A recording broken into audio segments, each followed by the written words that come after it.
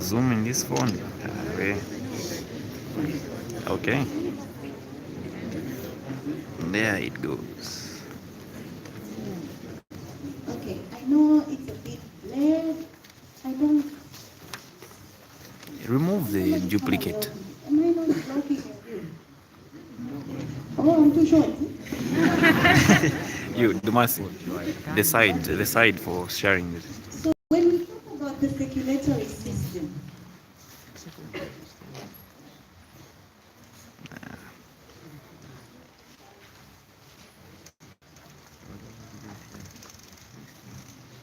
I'm not so comfortable with the pulpit. I'm not a pastor. Okay, so when we're talking about the circulatory system, we are looking at a system of the body that deals with the distribution of blood to all the tissues of the body, okay? And then, through the same circulatory system, the blood that goes to the tissues has given off the oxygen, it has given off the nutrients, the tissues in return will give off carbon dioxide and waste products, which are going to go into the circulatory system through the venous part of the circulatory system, which is going to take that blood, which is now rich in carbon dioxide and waste products from the tissues, taking that blood back to the circulatory system, which is going to ensure that that blood is taken to the important organ where, again, oxygenation of that blood will occur. What am I talking about? Our body cells and tissues are made up of living cells, right? And these living cells, they need oxygen for them to survive, right? They also need nutrients, which we get from the food that we eat, for them to survive. Is that clear? So for these cells of our bodies to get that oxygen is taken to them through the circulatory system. Where is this oxygen coming from? When we breathe in the air through the respiratory system, that air goes to the lungs. In the lungs, what happens? That oxygen in the air that we breathe in diffuses into the blood system. Is that clear? So that blood, which is in the lungs, now rich in oxygen because oxygen has diffused into the blood itself. That blood is going to the heart. When it goes to the heart, that blood will be pumped to all the parts of the body. Is that clear? Yes. Once the body uses up that oxygen, it gives off carbon dioxide. That carbon dioxide, by the way, in those tissues, when the blood reaches the tissues, the oxygen diffuses out of the blood system into the tissues in exchange for carbon dioxide, which then diffuse into the blood system. The blood that reached the cells was rich in oxygen, okay?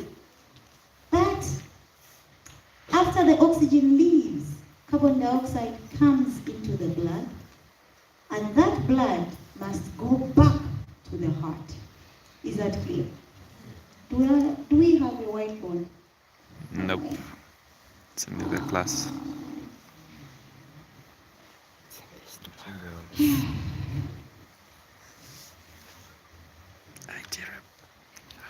All right. That's your office. Let's see. I'm still trying to explain. Okay. So we are at the level of the tissues. Tissues take up oxygen, give off carbon dioxide. And this carbon dioxide has gone into the blood.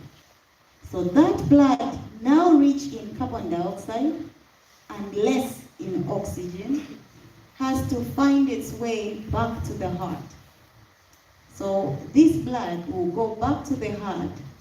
In the heart, that blood will be channeled to the lungs. After all, that's where oxygenation occurs, isn't it? Are you getting it? So again, once this blood reaches the lungs, it gets oxygenated, meaning it loads off carbon dioxide and loads in what? Oxygen. So we are seeing two things happening here.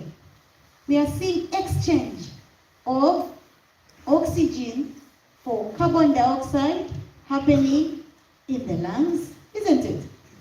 At the same time, we are also seeing at the level of the tissues, again, oxygen, exchange of oxygen for carbon dioxide. Is that clear? So, the system of the body that deals with the distribution of blood to the tissues, that is rich in those oxygen so that it can deliver that oxygen in exchange for carbon dioxide, is the circulatory system. Is that okay? Mm-hmm. So I have here a portion, I'll call it a portion of the circulatory system. Already from what I've said, we have the lungs there, we have the heart here, okay? And then we've got the body tissues, okay?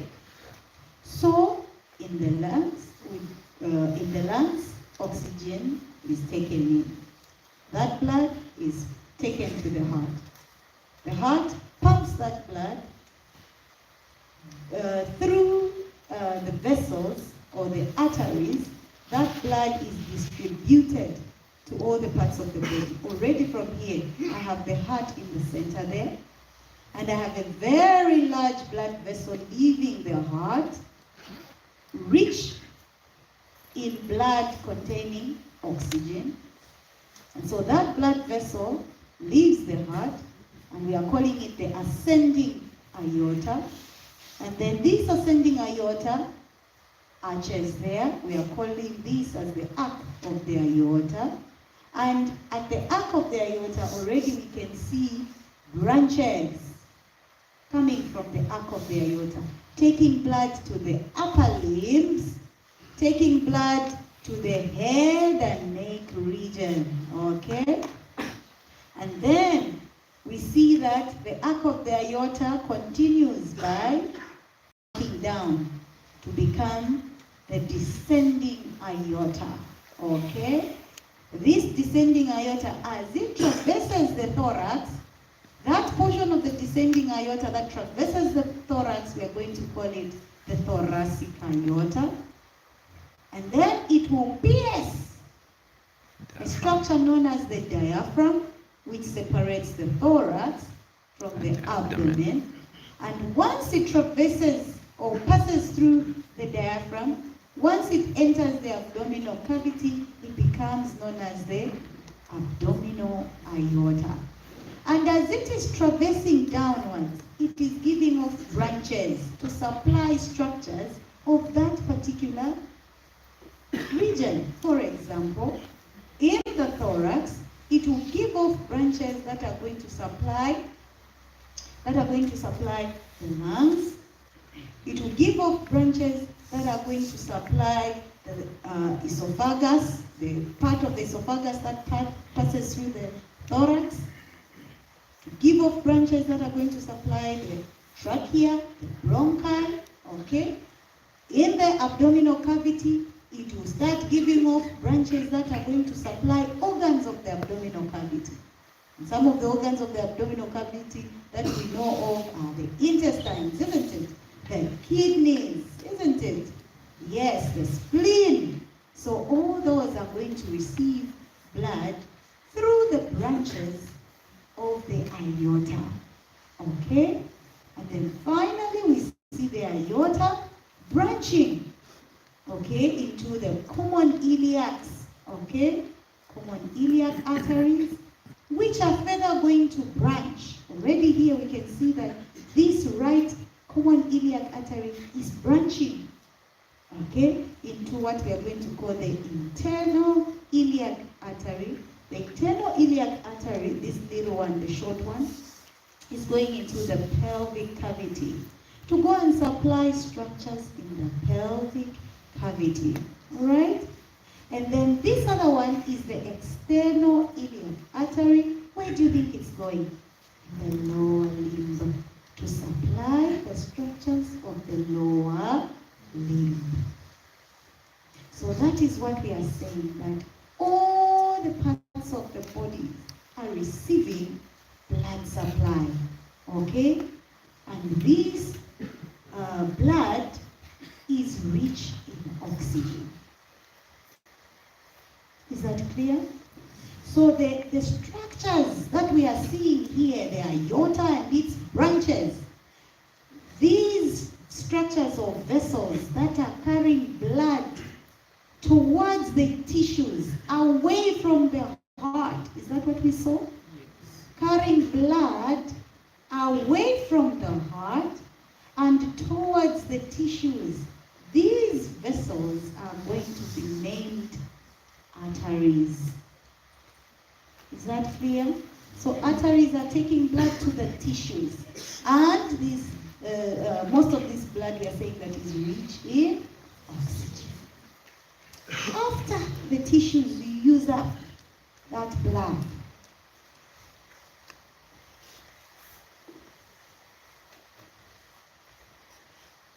this is talking about the branches of the aorta. It's not including the thoracic aorta. Okay, so it's talking about branches of the aorta. We are going to do these diagrams are not clear. Not shown in the other diagram, which appeared a bit very small or too small. We have here the ascending aorta. What was here? The heart.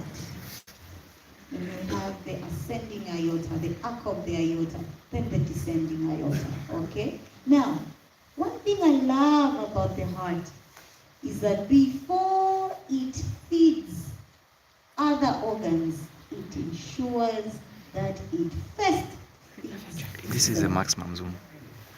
That's so, a fighting. With that, the first Coronary artery first. and the only branches of the ascending aorta are the coronary arteries, which go to feed the heart itself. Is that clear? So these two branches were not shown in the initial diagram that I showed. So these are going to the heart to go and supply the heart with oxygen. After the heart, after the body, this is another nice diagram. Still showing the heart there, the ascending aorta, arc of the aorta. Where were these branches going? To supply the upper limbs and the middle leg. And then that's our aorta, our descending aorta. This was ascending, this is descending. Easy, right? Mm-hmm. Then in the thorax, we are seeing little branches, okay? The intercostal branches, the esophageal arteries that are not shown in here. And then it pierces the diaphragm. We are now in the abdominal cavity.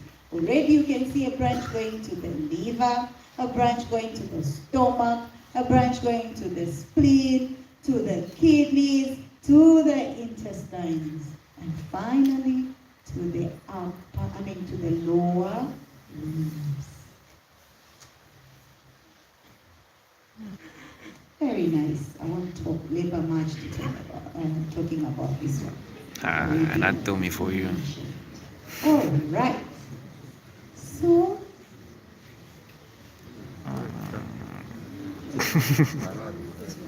What is the problem, guys? Yeah? What is the problem? Before I talk about the circulatory system, I want you to know this. Don't be scared. Okay. This is the upper limb, right? Mm-hmm.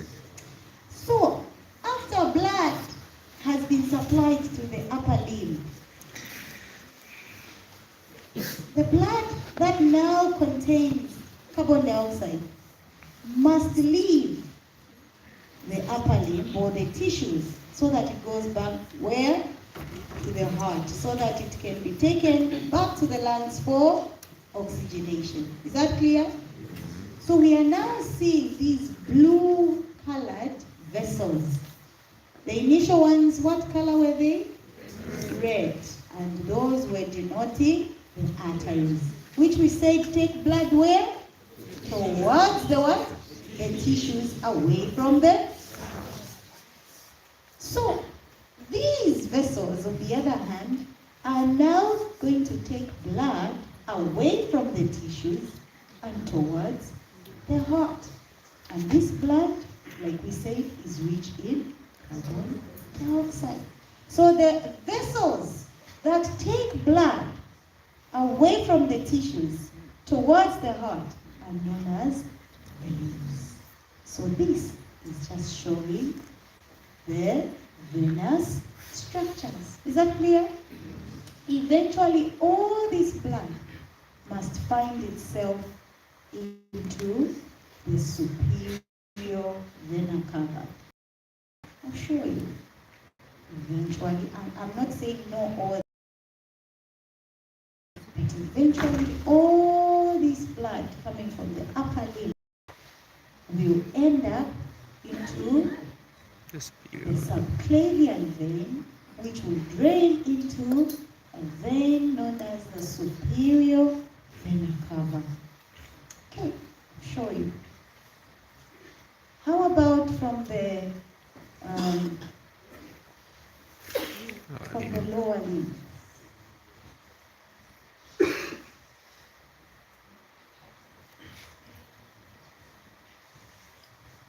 Good. So from the lower limbs, again, blood was supplied to the tissues of the lower limb via the arteries, and then blood will now be drained from these very tissues, this time towards the heart, okay, via these veins. So all these structures, one day, by the end of this course, you will be able to name all these tiny vessels. But for now, the take-home message is all this blood will end up into the external iliac vein, which will drain into the common iliac vein, which will end up draining into the inferior vena cava. Where is our inferior vena cava there? So external iliac vein, and then into the common iliac vein, and then into the inferior vena cava. Okay? And then from the inferior vena cava, that blood will eventually go to the heart. So all the blood from the upper limbs and the head and neck region will end up going into the superior vena cava, which will take it to the heart. Clear? All the blood from the lower limbs and the abdomen will end up going into the inferior vena cava, which will then take blood where? To the heart. You now know the circulatory system. Okay. Yes.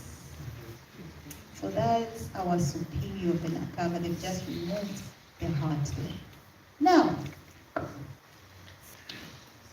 remember that at the level of tissues, I don't know whether I've mentioned this before, but at the level of tissues, when the arteries take blood to the tissues, the arteries will branch off into very minute or smaller vessels known as the capillaries. It is in the capillaries that oxygen will diffuse out of the blood system into the tissues, and carbon dioxide from the tissues will diffuse into the capillaries. Is that clear? Yes. Now, during that time, when the oxygen and nutrients are diffusing out of the bloodstream or the capillaries into the tissues, it's not only the oxygen and the nutrients that leave the bloodstream. I want you to hear me well, okay?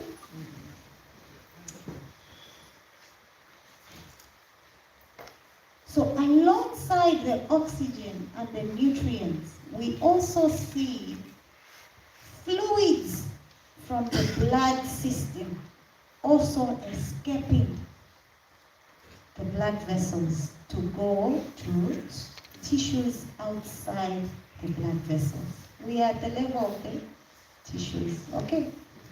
We had an artery, gave off or branched into capillaries, isn't it?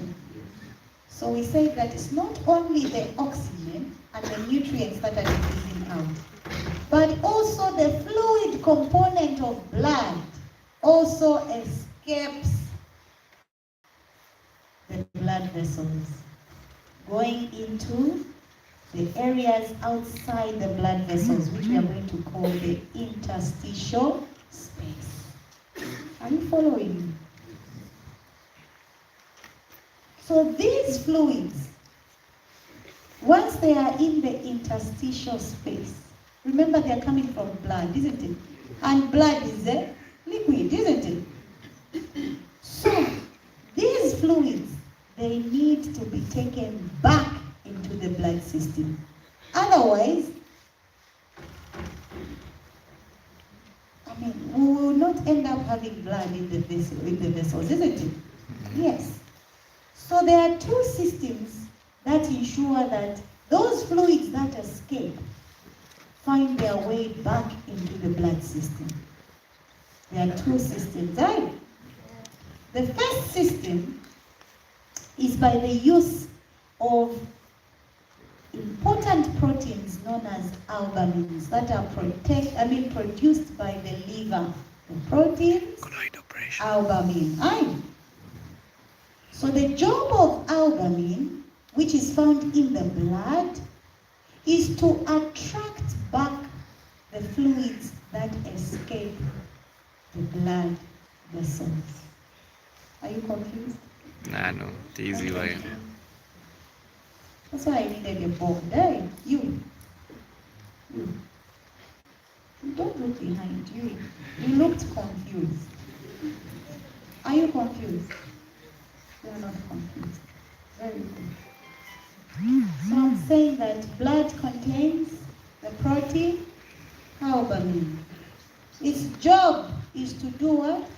Attract back fluids that do what? Escape the blood system into the interstitium. Right?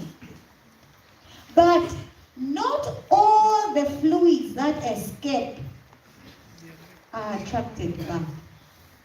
For lack of a better term or example, let's say 10 mils of fluids escape in a particular region. So maybe only 6 mils will be attracted back into the vessels by the albumin. Is that clear? What about the 4 mils? So the other 4 mils will be taken back into the blood system via the lymphatic system. So in the interstitium, we also find what we are going to call lymphatic vessels, which are blind-ended tubes that suck that fluid that escaped the blood system and that did not get attracted back into the vessels by the albumin. So once that fluid enters those lymphatic vessels, it becomes known as lymph. So these lymphatic vessels, they are actually connected to lymph nodes. Okay? What is the job of these lymph nodes? The job of these lymph nodes is to screen that lymph in case it contains any microorganisms or any contaminants. Okay, so once it has been screened and is now safe it is taken back into the what? The blood system. So what have I said? In summary, I'm now saying that the circulatory system deals with the circulation of blood through our bodies, as well as the drainage of lymph, which is taken back into the blood vascular system. So then what are the components of the circulatory system? Mm-hmm. Yes.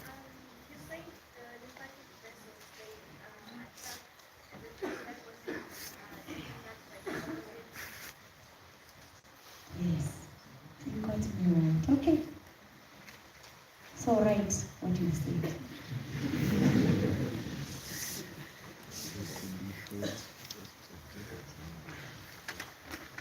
So what was I talking about? Summary. Oh, the contents. So the contents of the circulatory system are the cardiovascular system and the lymphavascular system.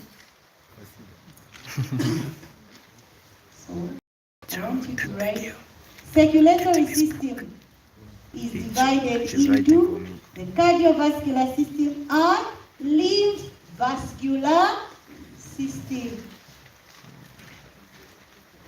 Right. Yes.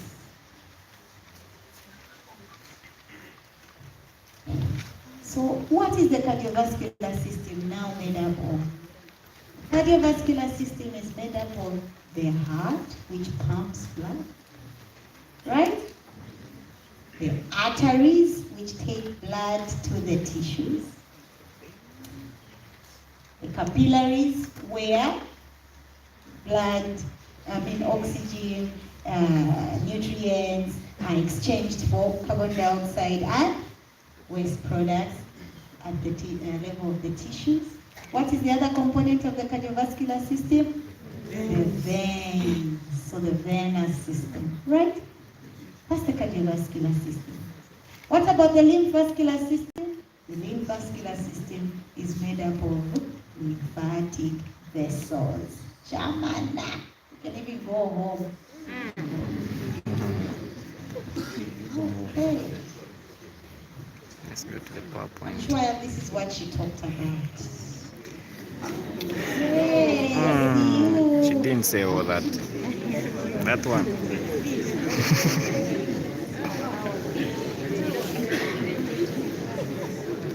yes. Try to use this hand. So now, I'll be showing what you want to read. Okay? I've already given the summary. Okay?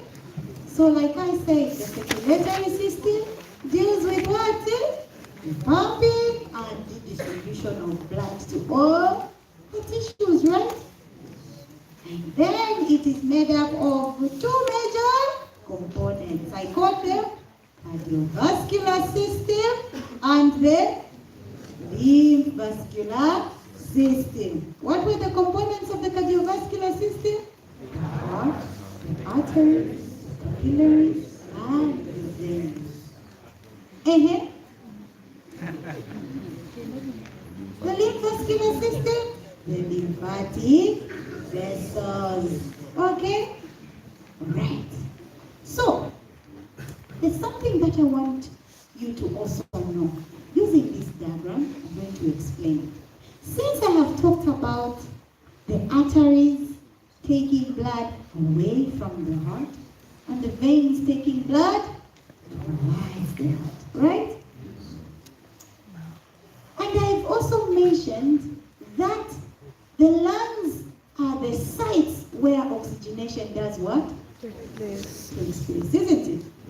I'm now going to talk about two systems or circulatory systems that we find that will summarize how blood flows in the cardiovascular system, isn't it? And these ones are what I'm going to call the pulmonary circulation and the systemic circulation. The pulmonary circulation and the systemic circulation. I want you to hear me right. The pulmonary circulation and the... Whenever you hear the word pulmonary, always think of what? The lungs, okay? Now, follow me. For me to explain those two circulations, the heart is my area of interest. Is that okay? So let's look at the pulmonary circulation. When blood comes from all the tissues of the body to the heart, which two vessels did we see bringing blood to the heart? The superior vena cava bringing blood from where? The head, the neck, the upper limbs, isn't it? Inferior vena cava, the abdomen, and the lower. What's the summary? If you know that, then you're okay. So all that blood, and by the way, I should have also mentioned the third one. We saw blood coming from the ascending aorta. There were two vessels that came from the ascending aorta. What did we call them? Coronary artery and coronary vein. Exactly. So also coming from the heart is deoxygenated blood. My heart muscle.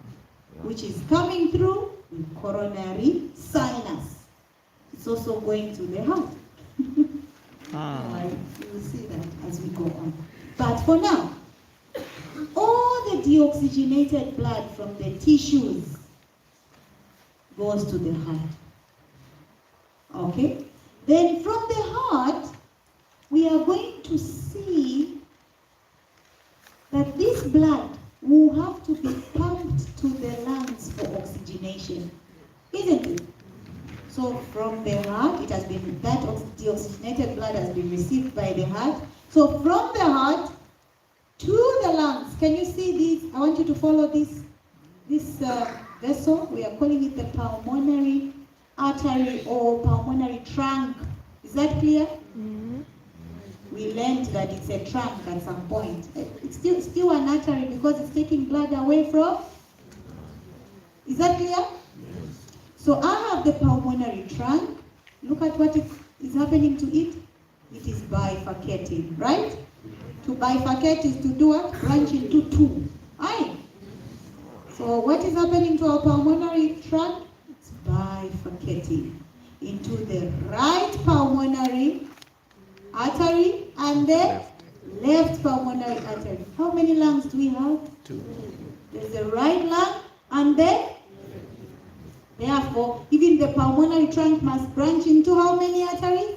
Two. So the right pulmonary artery, and the left pulmonary artery. And those arteries are taking blood where? To the lungs. For what? Oxygenation.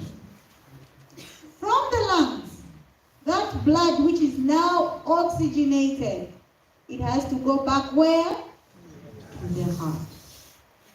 So, we are seeing a situation where blood is moving from point A, which is the heart, to point B, which is the lung, and back to point A. And that in itself is what we are calling pulmonary circulation. To circulate is to do what? Go round, right? From one point to what? To another and back to that point. So we had blood being received by the heart, isn't it? The heart then pumps this blood to the lungs for oxygenation. Once that blood has been oxygenated, that blood goes back where? To the heart. Is that clear? Let us see whether that's what is happening. So from the heart, point A, through the pulmonary trunk, which bifurcates and gives off pulmonary arteries, to the lungs, the blood gets oxygenated. Now via the pump, what are we going to call these? They are taking blood from the lungs towards what? So what are we going to call them? The pulmonary Veins. This time, where are they taking the blood? Are they taking it to the same point where it came from? No. No. The left. See, this one, it came from the right The left ventricle. chamber. We are going to get there. Okay. It came from the right ventricle. But what is receiving the oxygenated blood is the left side of the heart. Is that clear? Yes. And we are calling this the pulmonary circulation. Let's look at the other circulation. I saw your hand. Yes. You can't see the case? No. So we can. Oh. We're not following. Use the highlighter. So Manje, what do I do now? So you haven't Can been use an following. highlighter from PowerPoint. And everyone was quiet. Okay. You can see it now? Ah, thank you. Okay. From point A to point B. From point B back to point D. Yes. But point A, this time when blood was leaving, it was coming from the right side of the heart. Deoxygenated blood coming from the tissues of the body goes to the right side of the heart. Is that okay? And then from the right side of the heart will pump blood to the lungs for oxygenation. Once it's been oxygenated, it is pumped back, it is taken back to the heart, but this time it will be received by the left side of the heart. Is that clear? Good. So, now that the heart has received oxygenated blood, its main aim is to pump it where? To the tissues. So, now our point A is the heart, right? Which is the left side of the heart. And then this point A will pump blood to the tissues. Remember that the tissues are extending head, leg, upper limbs, abdomen, lower limbs, isn't it? Or tissues, isn't it? So let's put our tissues here for now. So from the left side of the heart, what vessels are we going to call these? Arteries, isn't it? Then to the tissues. From the tissues via veins, blood is pumped back to the heart. But which side of the heart is receiving this blood? So we have point A, the heart, point B, the tissues, back to point A, the heart. This is another circulation, and we are calling it the systemic circulation. Did it answer? Yeah.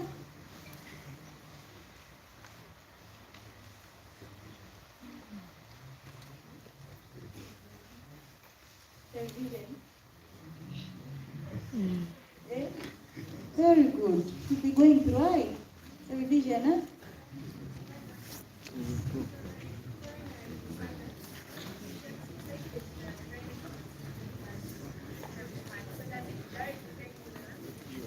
No.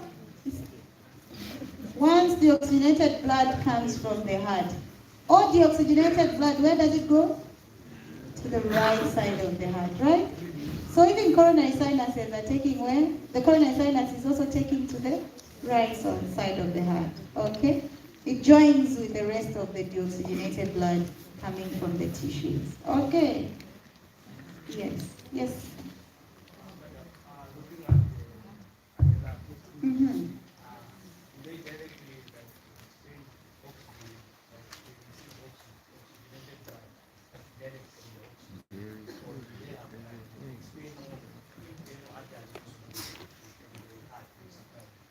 Yes, they also are supplied by oxygenated blood. Okay.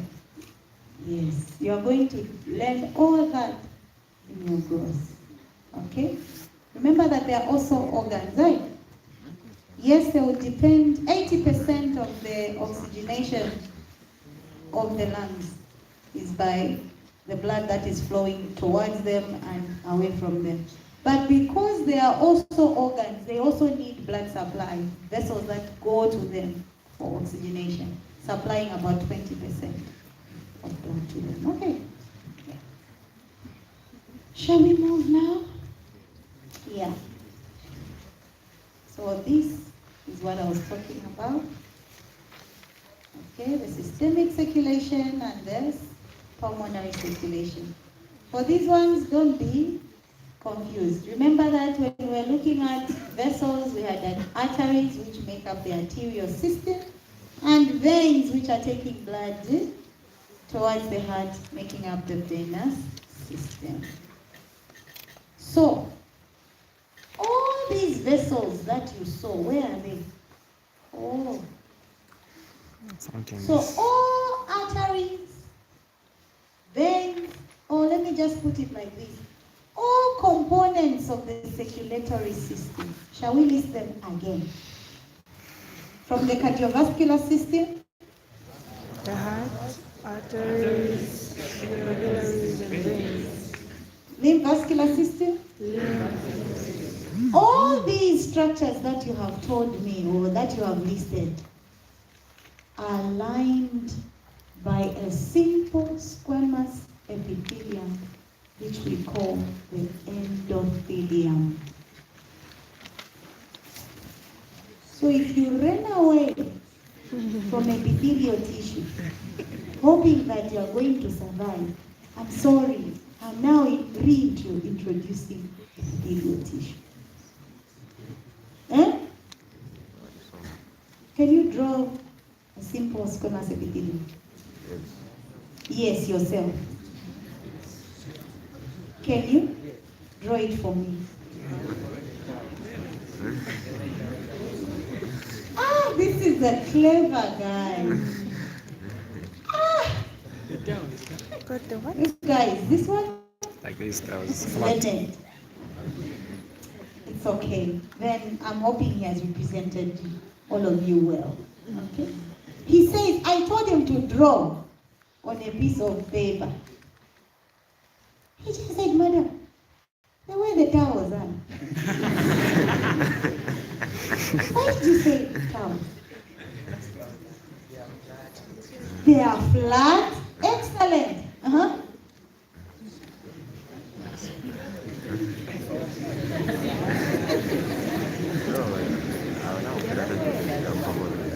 Just a flat part. I only have one symbol there. And that they are simple. I said simple. Yes, you taught me the squamous part. Right. Now I said simple. One layer. And not There's just one layer. Okay. I'm glad you are learning. Okay. So we are now saying that all the components of the circulatory system are lined by a simple squamous epithelium that we call what? The endothelium. Let's now just briefly talk about the endothelium. Just briefly, I want us to talk about the endothelium. I already said that it is a simple squamous epithelium. 2, this same simple squamous epithelium is selectively permeable. What does that mean? Remember that we saw at the level of the tissues oxygen coming out of the blood vessel, right? Nutrients coming out, right? Still. In exchange for what? Carbon dioxide and waste products, isn't it? Yes. What else came out? Fluids, isn't it? Yes. Did cells come out? Yep. Did I mention red blood cells coming out? No. Just at that level. And there will be a part where we are going to talk about cells coming out. But not red blood cells, right? Once the red blood cells come out, that's a problem. Unless in special organs. Okay? So meaning, not everything is able to cross the endothelium. Why? Because it is selectively permeable. What does permeability mean? I'm not going to assume that you understand some of these things. Some of us, when we were coming from those schools, Makombon, English was a problem. Aye. So we had to ask, what does permeability mean? Aye. So who can tell me what permeability means? I'm not going to assume. There's someone who came from that school in the village, but very sharp up there.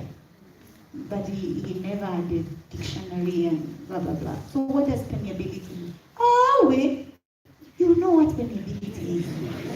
Because you did osmosis, diffusion, blah, blah, blah, blah, blah, right?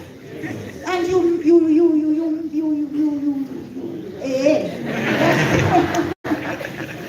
every one of you know, you know permeability. So it is selectively permeable. Not everything can do what? Can cross it. Isn't it? Yes. Some things can cross the endothelium, whereas others can not cross. Okay, so it is selectively permeable. It is also able to allow for exchange of materials. It is also an active tissue, meaning when we say it is active because there are a lot of things that occur in the endothelium, the cells of the endothelium. They are able to secrete certain substances such as nitrous oxide, okay, which allows the blood vessels to relax. So there are lots of substances that the endothelium is able to produce, making the endothelium an active material. Yes, ma'am. Sure, take me back, it's okay. You talked about the coronal. The coronary. Yes, those that bring oxygen to the heart. That take, yes, there are special vessels that supply blood to the heart, okay? Yeah, so what happens is it that the oxygenated blood moves from the heart, goes to everywhere, then comes back to the heart. Like, even the heart supplies oxygenated blood to itself. Excellent. The heart is made up of walls, right? Muscles, right? Which need what? Oxygen. Okay. So it has to move out first and come back, or It doesn't diffuse through the chambers to go to the cells of the walls of the ventricle, of the heart. So there are special blood vessels that go to supply the cells of the heart through the coronary arteries. Okay. Yes. Okay. Yeah. If we say that it will depend on diffusion, what about the right side of the heart, which deals with the oxygenated blood? What's going to happen to them? So there are special arteries that are just dedicated to supply oxygenated blood to the heart. Those are the coronary arteries. Is that okay? All right. There's no other hand. So what was I talking about? Active. Yes. So I was saying that the endothelium is an active structure that is able to, it has metabolic activities going on in its cells, allowing it to produce different factors that play different roles in the circulatory system. Is that okay? Already some of them are these vasoactive factors which are produced by the endothelium. Okay? Meaning when we say the vasoactive factors, so some of the factors I remember mentioning nitric oxide, which when released by the same endothelium, it causes blood vessels to do what? To relax or to dilate. And some of the factors may cause blood vessels to do what? To constrict. Is that clear? The same endothelium is also able to produce growth factors. Growth factors, stop talking when you are going to say that you didn't get me. So, what Cycling. did I say?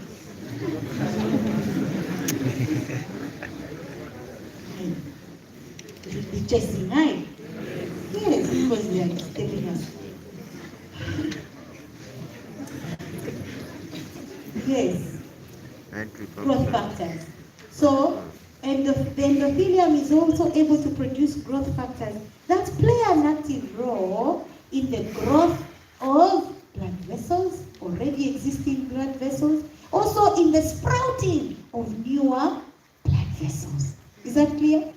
For instance, when you were born, you were like this. And your blood vessels were this short also, right? Today you are like this, and your blood vessels are this long, right? How did they end up growing like that? It's because of some of the growth factors. Today you injure yourself, okay? And you cut blood vessels, right? Because when we injure ourselves, what do? We bleed, meaning we've cut through blood vessels. Isn't it? So those blood vessels, newer blood vessels must also sprout, isn't it? They also need growth factors, produced partly by the endothelium. So the endothelium is a special epithelium that has different properties. Also produced by the endothelium are these antithrombogenic actions. Okay, factors that have antithrombogenic actions. So we get to see that the endothelium, remember that blood flows through these blood vessels, and as it is flowing through the blood vessels, it is in contact with what? With what? The endothelium, guys. It's a lining, right? So, do you want your blood in your blood vessels to clot? Nope. No, you want it to remain in a fluid nature. So the endothelium helps in ensuring that there's no blood clotting happening in the blood vessels. Once things go wrong, that antithrombogenic action is defeated. Then what you begin seeing? Clots. Clotting of blood. And what do you think will happen to you? Imagine a clot forming in blood, dislodges from where it formed, ends up in the brain. What do you think it will do? It will clog a blood vessel, which is supplying a certain region of the brain. And what are you going to end up with? A stroke. The next thing, you won't be able to use your limbs or whatever it may be, or your face will go one side, just like that. Is that clear?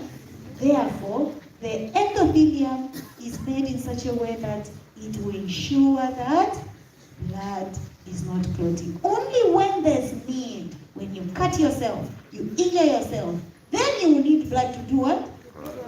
At that particular time, at that particular site, yes, blood must clot to close that blood vessel. So I will implore you to go and read up on all these things. All right? All right. When you injure yourself, the endothelium has the ability to produce the von Willebrand factor, a factor that is important in clotting of blood.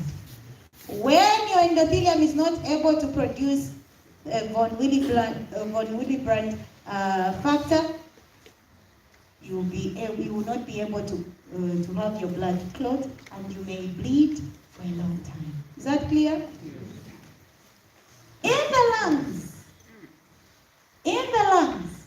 the endothelium has an ability to produce a certain enzyme that we call the angiotensin converting enzyme.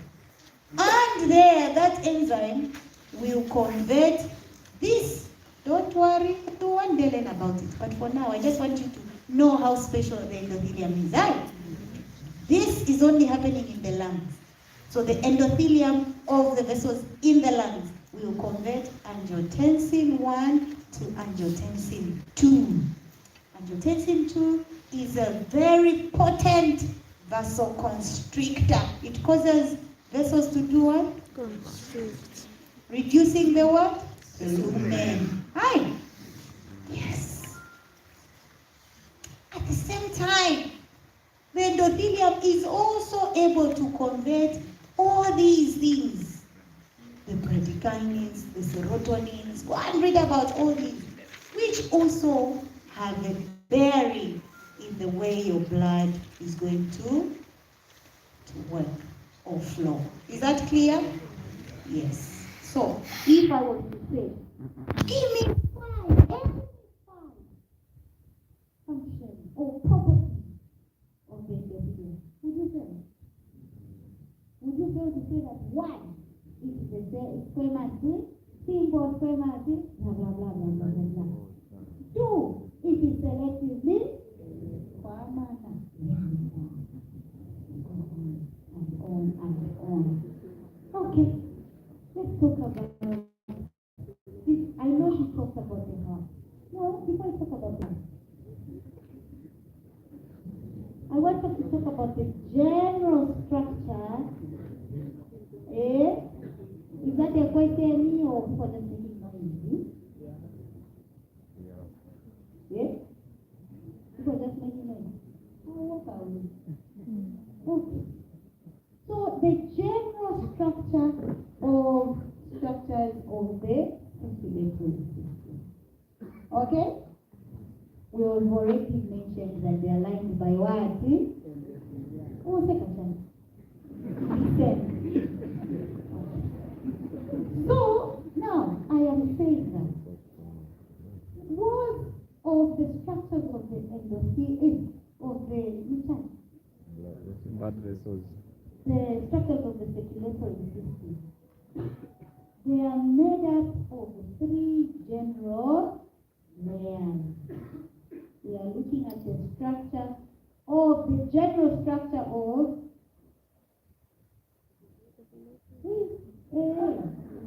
the English.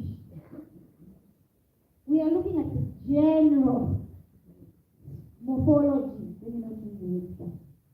The general morphology of structures of the circulatory system. They die. Because I can't be repeating at the general structure of the structures. Okay. So generally speaking, these the heart, the vessels, the veins or arteries or blah blah blah, they bow down to this general structure, which includes from the luminal aspect going outward, we have the tunica. The word tunica means layer, okay? The tunica intima, the tunica media, and the tunica adventitia. Yes, media. This is the general structure. And as we look at the individual components, there will be differences, okay? So when I say general structure, a human being, the general structure of a human being is that of having a head, you have the body trunk, the limbs, right? Yes. You expect a human being to be like that. Do all human beings have limbs? No. There are differences, right? But generally speaking, all human beings should watch. Yes. You have the head, isn't it? So we are saying that the general layer or morphology of these structures of the circulatory system should have a tunica intima. We are starting from the luminal end, going outward. A tunica intima, which is surrounded by tunica media, which is surrounded by tunica adventitia. Here, the only difference that is worth mentioning. Are you guys seeing? These two. You are doing? Oh, that's nice. What is Gundam called? Are you taking care of her?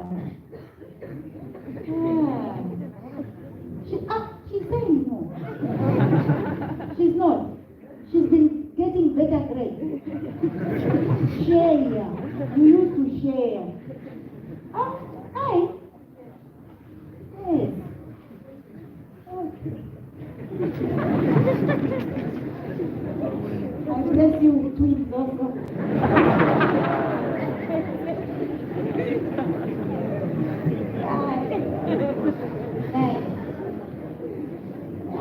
Where was I?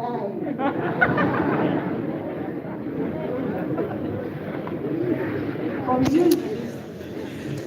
We have more room for the microphone. Are you the one who's recording? Ah, you're upsetting me now.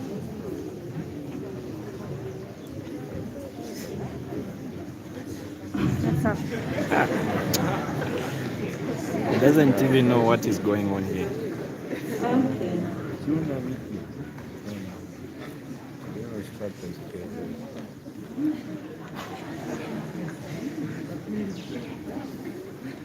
So, yeah, tunica intima, tunica media, and tunica. When it comes to the heart, we are not going to call them the tunica intima, tunica media, and the tunica adventitia. I'll stop this recording, then you come and record. Instead, the tunica intima in the heart is referred to as the endocardium. The tunica media will be known as the myocardium, and the tunica adventitia will be referred to as the epicardium.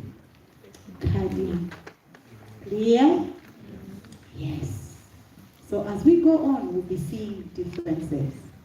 So let's start by talking about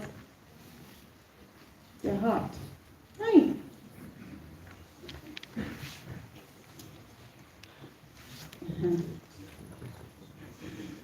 I'll start by talking about the gross aspects. Then we look at the histology of the heart. Why have you guys confused me, eh? You too.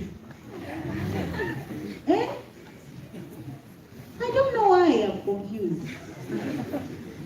I think I'm excited. I had a set of twins, Indians, guys,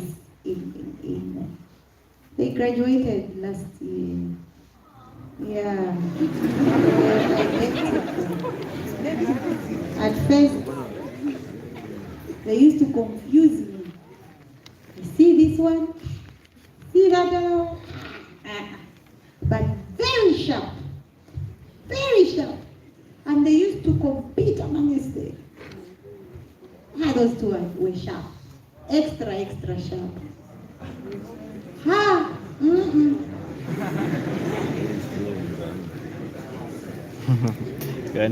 But before everyone else knew them, I knew them. I could just say, you are Vishal. You are Vivek. Yes. Okay. Yeah. So the heart is the pump that we see that helps in pumping blood through the circulatory system. Okay? And this is a structure that is found in the mediastinum. To be found where? In the mediastinum. Don't worry, I'll explain all that. Okay? So when I say mediastinum, I'm simply talking about the area that is between two lungs. You told me that we have two lungs.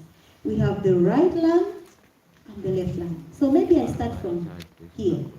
The heart is found in the thorax. Okay? And in the thorax, the heart is found in a space that is between two lungs. And this space is known as the mediastinum. Is that clear? And we are now saying that this mediastinum, this space where the heart is actually divided. The mediastinum is divided, talking about the space between the right and the left lung. Okay? This space is divided into a superior mediastinum and an inferior mediastinum. What divides them? A plane. I hope you know what a plane is. A plane that passes anteriorly through the stenoangle of Louis. I said it, I mentioned it when we were doing the skeleton. Right? Anteriorly, it passes through the stenoangle of Louis. Posteriorly, this plane passes through the intervertebral disc between the fourth and the fifth vertebrae. Okay? The fourth and the fifth. Some books will say that it passes through the base of the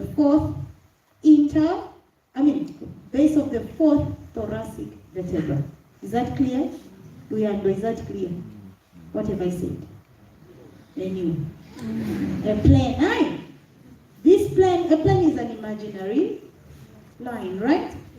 So if we imagine a line that anteriorly is passing through the stenoangle of Louis. The stenoangle of Louis. Neighbor? Stenoangle of Louis. Anyone? Yes. If I'm not going to so tell us the jugular foramen. The jugular notch, sorry.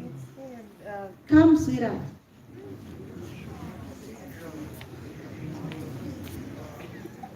So what you are pointing is the jugular notch. Now I said you come down here. Come down. That down. Okay? Yes, anatomy. So we are saying that when you are palpating she was pointing at the jugular foramen. Notch. So when you, from the jugular notch, when you are coming down, which bone is that? Manubrium. At the point where the manubrium is joining with the body of the sternum, there's even a bump. What is forming that bump? It's because the manubrium and the body, they don't meet at a straight angle. They meet at an angle like that. Okay? So if they're meeting at an angle, then that angle is the one that is giving us that bump as you run. The first bump. Hey, sorry for those that are very fat, but you can still be like that. Just like bam. Okay. So that's the stenoangle of Louis. Okay. So we are saying that plane divides the mediastinum into superior mediastinum and inferior mediastinum. Is that clear? Yes. Is that clear? Yes. Now, the inferior mediastinum is further divided into 3 by the pericardium. For now, just know that it's a pericardium I'm going to talk about. What's the time? Dr. Kabe will beat me. Okay? So we are saying that from the inferior mediastinum is divided by the pericardium. The pericardium is the sac that surrounds the heart. Is that clear? So anything in front of that sac or in front of the pericardium is the anterior mediastinum. We are looking at the inferior mediastinum. I say that the inferior mediastinum is further divided into 3. And these 3 areas are anterior mediastinum, middle mediastinum, and posterior mediastinum. Are we together, guys? And I was saying that what divides this inferior mediastinum into the anterior, middle, and posterior is the what? The pericardium. The space of the inferior mediastinum in front of the pericardium is the anterior mediastinum. The space of the inferior mediastinum that is bounded by the pericardium, where the heart is, okay, is the middle mediastinum. The space that pericardium is known as what? The posterior mediastinum. Did you understand? Yes. So the heart is found in the middle mediastinum, meaning it is surrounded by what? The pericardium. Who's lost? What is the problem? Even you, my girl, you are lost. What is the problem? Sweetheart behind, you are lost. What is the problem, my angel? I think you just wanted to talk to me. Yes, talk to me.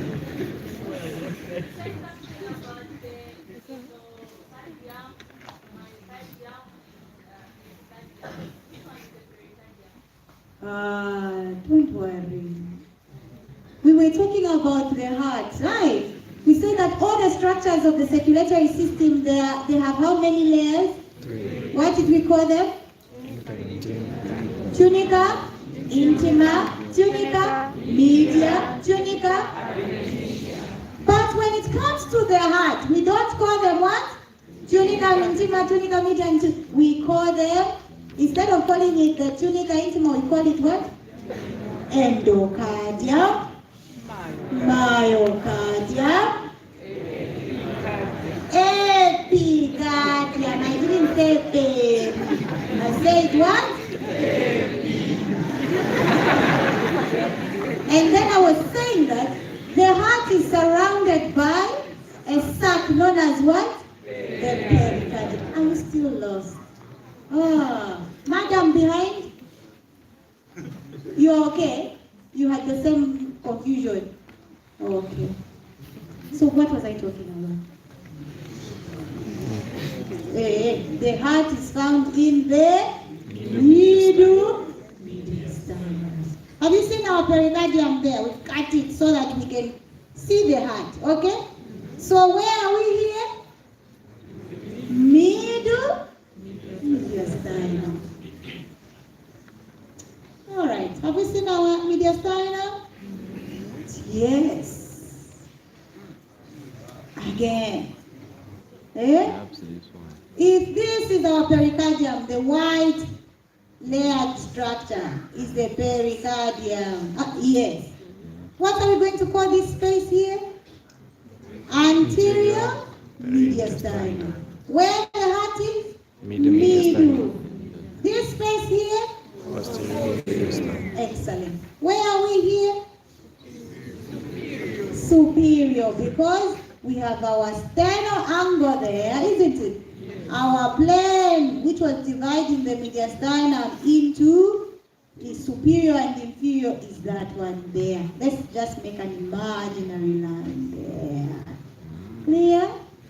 That is the heart. So now let's talk about the external appearance of the heart. So if you look at this heart, yes, the heart is said to be pyramidal in shape. Pyramidal in shape. Others will say maybe conical. Okay, I would rather go with the pyramidal in shape. A pyramid has an apex, right? A pyramid sits on the what? The base. That's why I love drawing sometimes. It helps me explain some of these things. So a pyramid, the sharpest point of a pyramid is the apex. Then the widest portion is the base. Oriented? Yes. Now, we are saying that if the heart is also pyramidal in shape, stop talking. You say you didn't understand. So we have our pyramid, which fell on one of its sides, falling so much that, or falling in such a way that instead of having the apex facing up, remember it has fallen on one of its sides, the apex ends up facing anterior, inferior, and to the left. Do you hear that? Anterior, inferior, and to the left. I didn't say it's facing this. We are talking about the apex. Remember, this has fallen on its side, one of its side. Instead of the apex pointing up, it's now pointing anterior, inferior, and to the left. Oriented? Oriented. Yes. Here is our apex now. It's pointing anterior, inferior, and to the left. With the base now facing where? Posteriorly. So that's where the base is. It's actually facing posteriorly. Who's lost?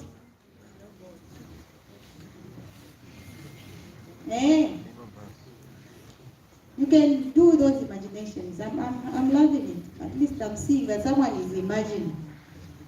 This guy, it was supposed to, it's the apex, right? It was supposed, in a normal pyramid, it's supposed to face where? But we are saying that it has fallen on one of its side. But don't come and tell me that the heart fell.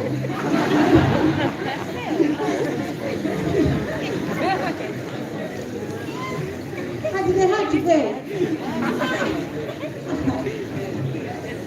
We just want you to understand that the heart is shaped almost like a pyramid. It has a base, it has the apex. High. Yes. All right. So this heart has surfaces. We know what surfaces are, right? Last time, what did I use to explain surfaces? I think it was this class. Yeah. Okay. So when we say surfaces, borders, we kindly use your book. Yes. Close it. Yeah. Yeah. Thank you. When you look at this book, it has these wide areas, okay? And these wide areas are separated by these margins, okay? Or borders, okay? So a wide area is what I'm going to call a surface, yeah? Which is separated from this other surface by a border. So the heart also has surfaces and borders. Clear? Let's talk about them. We have learned that the heart has an apex and it has a base, right?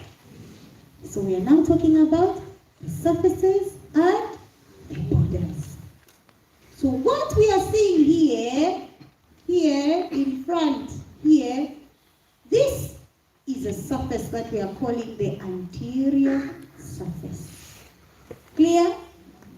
This, are you now seeing my cursor? So this is the anterior surface. Some books will even call it the sternocostal surface because it is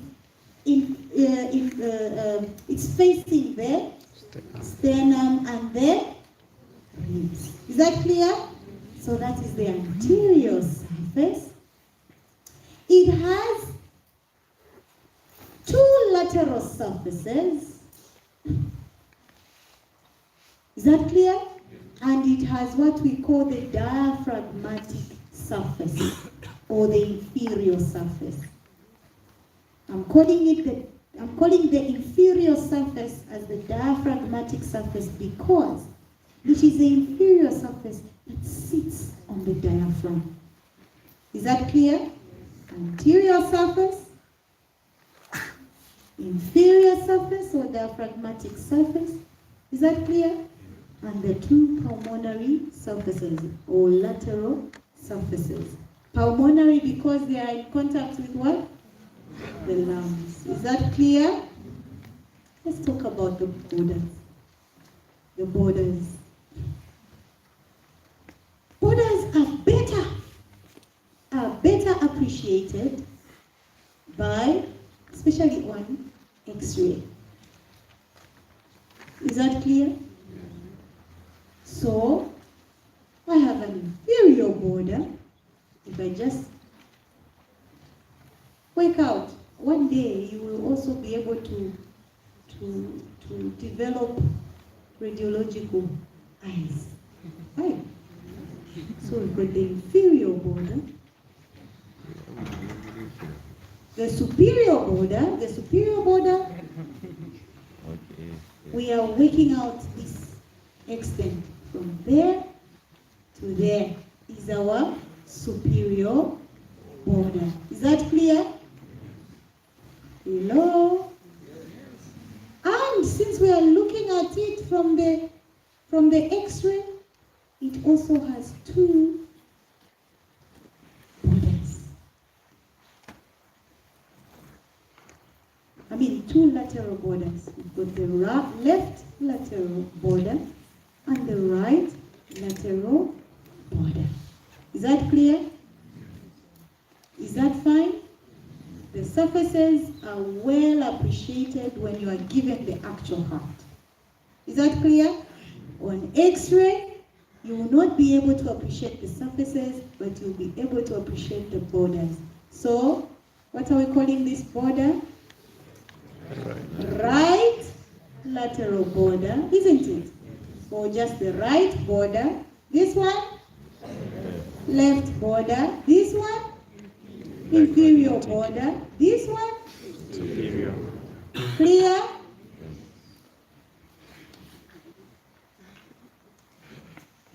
Let's look at the landmarks, the surface landmarks. I'll get back to the heart, but we are looking at topographically.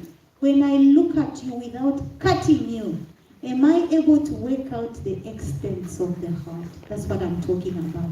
Is that clear? Okay. So when you look at the chest,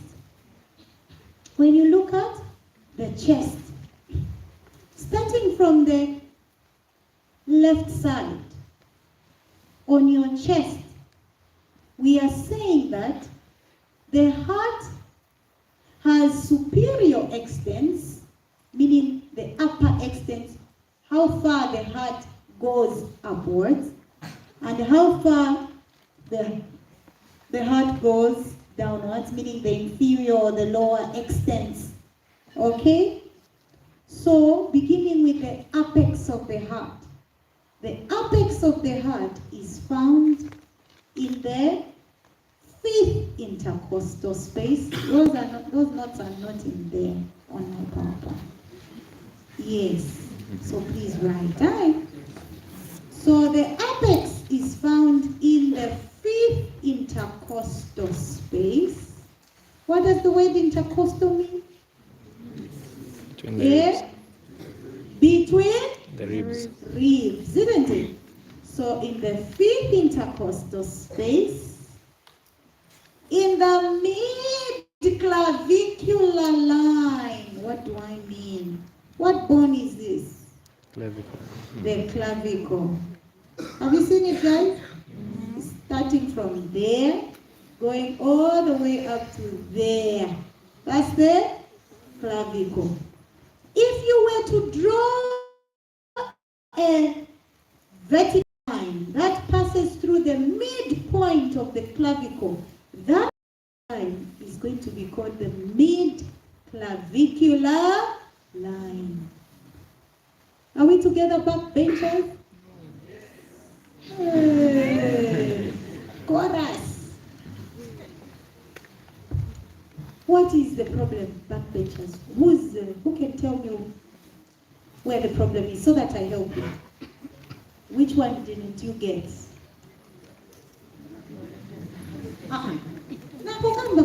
You managed to say no. I want to help you. Backbenchers. The what? I said mid-clavicular line, okay? So, where is your clavicle, sir? So, if you were to look at the midpoint of your clavicle, the middle point of your clavicle, if you draw a vertical line that passes through don't talk to him, you in a white coat, you are disturbing your friend's face. Yes, sir. A vertical line that passes through the middle point of your clavicle is known as the mid-clavicular line. Is that okay, sir? Yes. So I'm now saying that if you come with that line, at the point where it crosses the fifth intercostal space, that is where you find your apex. Okay. We are together? Yes. Upper extent, we are on the left. So the upper extent is found on the upper border of the second rib, 2 centimeters from the lateral border of the sternum.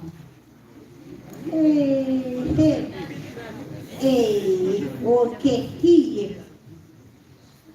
Have you seen the second rib? How do you locate the second rib? I said this. I taught. Backbenchers. How do you locate the second rib? Sir, with headsets in blue. How do you locate the second rib? And just beef with him.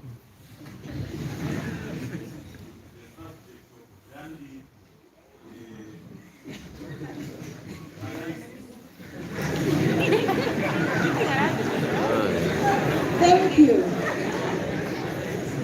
Anyone, guys? What did we learn last time when doing the skeleton? Yes, sir.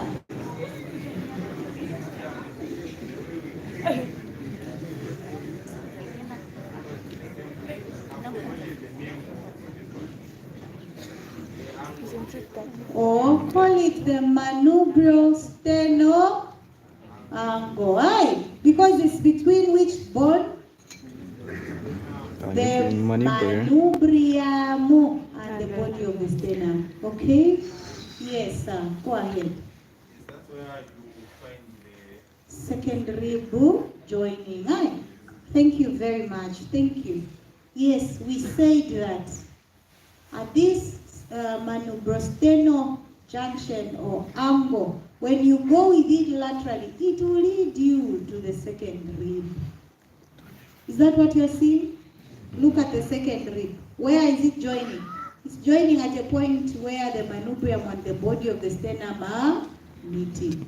So always they will ask you, how did you locate the second rib? Always go to the, yes, and then go laterally. It will lead you to the second rib. And that is what is going to help you to count the intercostal spaces.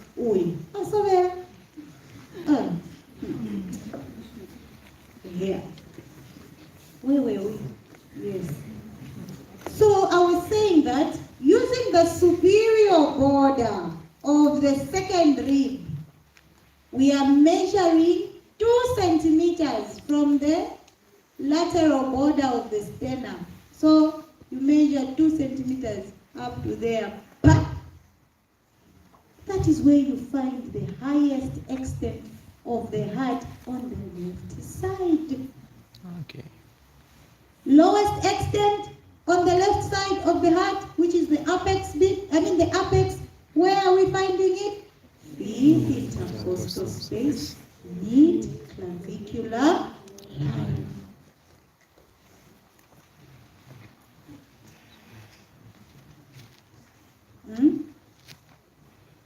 I will ask you. On the right side, upper border, I said, on the superior border of the second rib, isn't centimeters away from the mandible. 2 centimeters, at a point which is 2 centimeters from the sternal, the left sternal border. Right?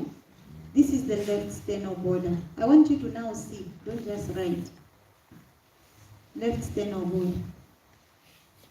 Second left rib. Right? Let's look at its superior border. This rib has a superior border and an inferior border. So along the superior border, 2 centimeters. Measure 1, you pick up a 2. Oh, that's that's where the highest extent of the heart on the left side is. Right. On the right side, again we are using the what do you call it again? The second rib. Is that clear? So this time we are looking at its inferior border, just where this inferior border of the right second rib is meeting the sternal border. That is where the highest extent. Did I say second rib? Sorry, third rib. What did I say? Yeah? Yes, second rib, inferior border, where it is joining the right lateral border. Is that clear? Of the sternum. So just here. Oh, did I say second border? Oh, if she says third, it will be superior. But for the second, it's inferior. It's somewhat down. Inferior border on the right. It's at the point where the sixth rib is joining the sternum. Okay. We are on the right. The right sixth rib, at the point where it is joining the sternum, that's where the inferior border is. If the inferior extent or the lowest extent of the heart is. Is that clear? Yes. So, once you now make those points, when you join them, they will simply give you an idea of where the heart is. Okay? Okay? Yes. Okay. Yes. Why on an X-ray does the heart appear bigger when viewed on the posterior side rather than the anterior side? Viewed from the posterior aspect. In fact, it's the other way around. So what is happening? You have raised. Can we come and discuss this when I'm done with class? With you? Oh, no, everyone wants to hear. All right. So you have rays that are being passed, Yeah? Where is the heart? We are saying that the heart is In the anterior part of the body. Is more anterior, isn't it? So if this is your X-ray where the film is, and you are standing facing where the rays are coming from, right? And the heart is closer to, because we said it's more anterior than on the posterior aspect, isn't it? So if you are passing rays like that, how will the shadow be compared to when the heart? So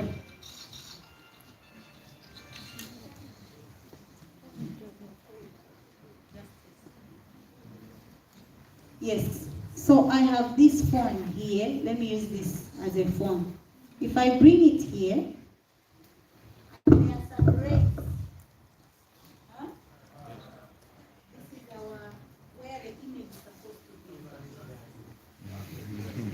And you can't see it.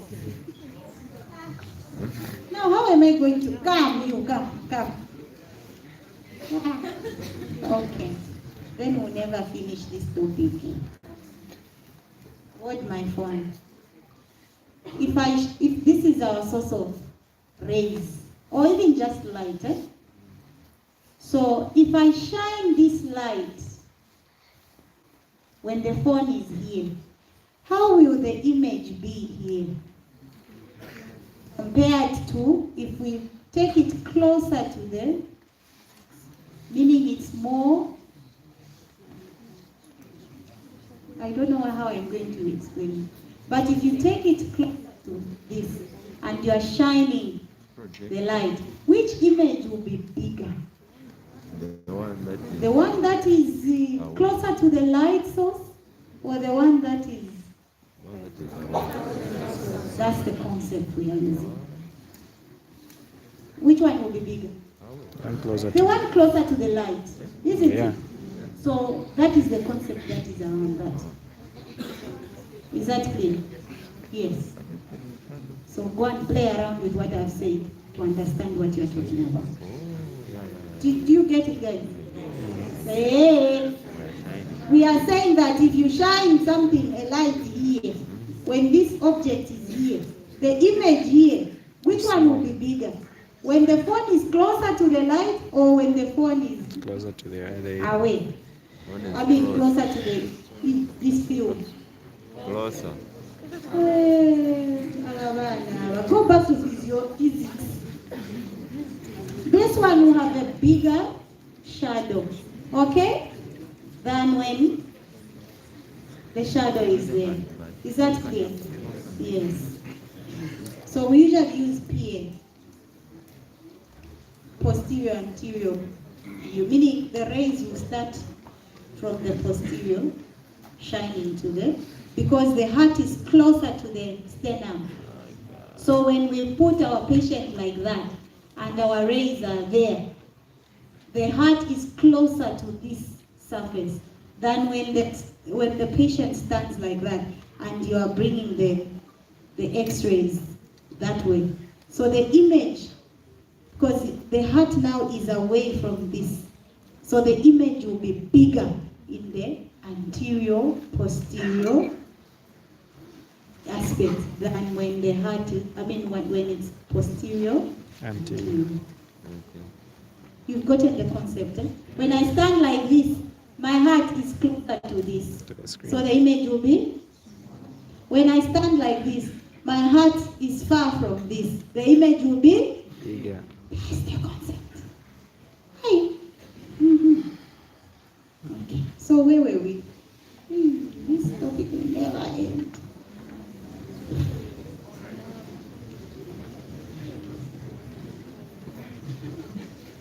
Okay, so back to the heart. So when you look at this heart has grooves, which we are also going to call sulci, okay, spatial grooves, already here, and it is in these grooves that blood vessels will be found. And these very grooves are important because they indicate areas of demarcation between chambers of the heart, as well as between the upper part aspects of the heart and the lower aspects of the heart. Is that clear? Yes. So with that in mind, before we move to the inside, I have this groove. Can you see it? Where these vessels are running. This groove that you are seeing literally goes around the heart. The other part is this one. Here it's been interrupted by the pulmonary trunk. Okay? So this group, if I follow it, let's follow it down like that, down like that. We go posteriorly, it continues. And we are seeing it here continuing. That's our groove. So because this groove literally goes round the heart, it is called a coronary groove or sulcus. What does the word corona mean? You are wearing a corona. Is that a corona? The corona or coronary? Atita? That one you are wearing in your neck. It's a rosary, but it's also going what? Round, isn't it? A corona is a crown, isn't it? Eh? Look at that lady there. That one. Of course, her band is halfway, eh? But we've seen crowns that literally go around, isn't it? So even this one, because it's going around like a crown, we are calling this groove as the coronary groove. So even the arteries and blood vessels that are going to run in it, some of them will be named as the coronary arteries. Is that clear? What did I say? How does it go? It goes round. Is that clear? And then this same coronary groove is located at an area which demarcates the atria from the ventricles. Yeah? Above this line and posterior to this line, we have the atria. Have you seen? This is the right atrium, to be specific. This one, the part that I'm pointing at is actually the right auricle, which is part of the right atrium. Is that clear? Let's look at the left side. Above this coronary groove, this is part of the left atrium. So above and posterior to the coronary sulcus or groove are the atria. Anterior and inferior to the coronary groove are the ventricles. Okay. Here are the ventricles. Is that clear? Yes. I have another sulcus there where these vessels are running. This sulcus, in which area is it? Is it in the atrial area or ventricular area? Ventricular. Yes. Now, here, this sulcus is called the anterior interventricular sulcus, meaning it is also denoting the area of demarcation between the right ventricle and the left ventricle. Is that clear?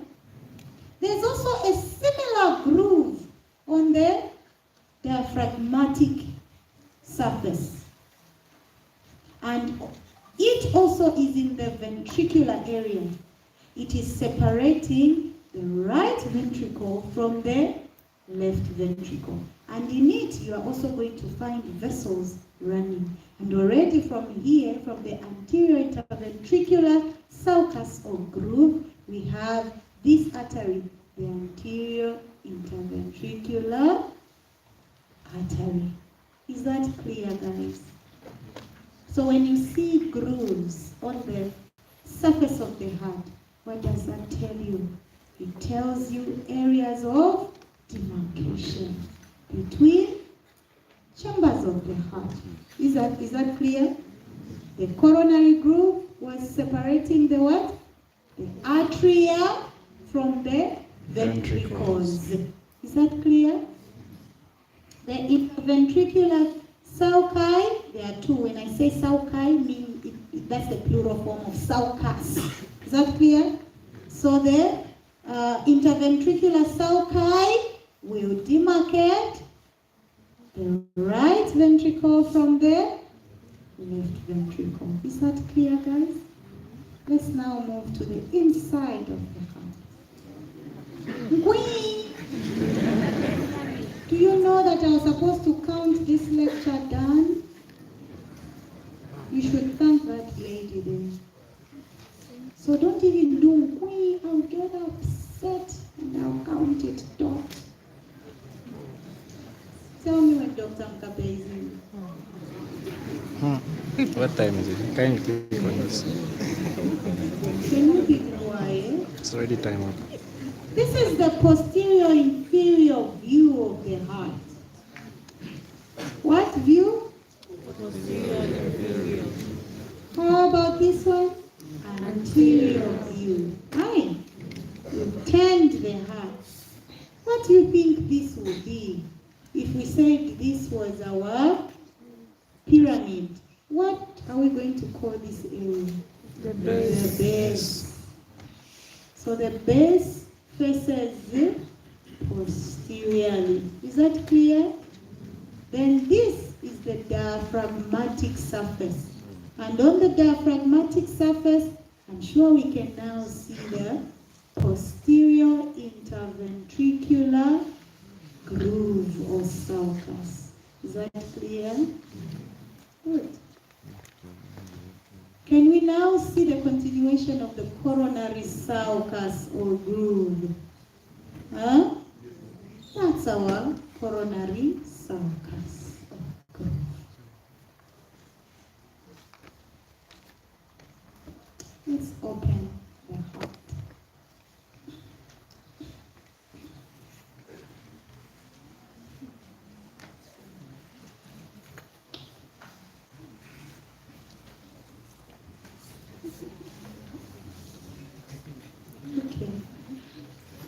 don't know why I don't have the other diagram. Okay, I'll borrow a diagram for the right atrium. Let me borrow it from Gray's Anatomy for students. Hi. Gray's Anatomy for students. Did I give you any books? Nope. Class rep, did I give you any books? Handwritten. Anyway, books are all over. I'm sure you got from your seniors. Can't you pause? So I was looking for this book. I'm told that you guys, you and the third years, are not in good books. Those guys are foolish. Tell me why you're not in good books.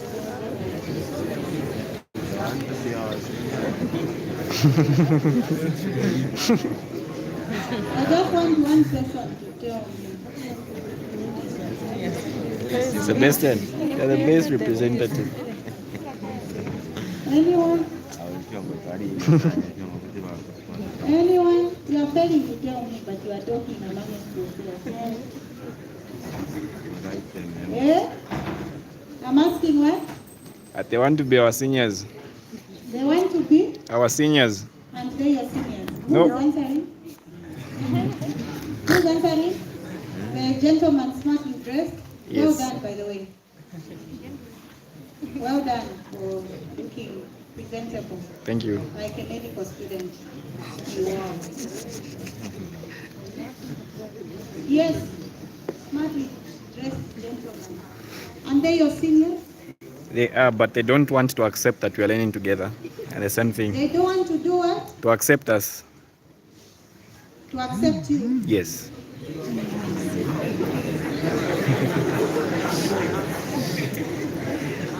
They feel we don't. They feel we don't belong.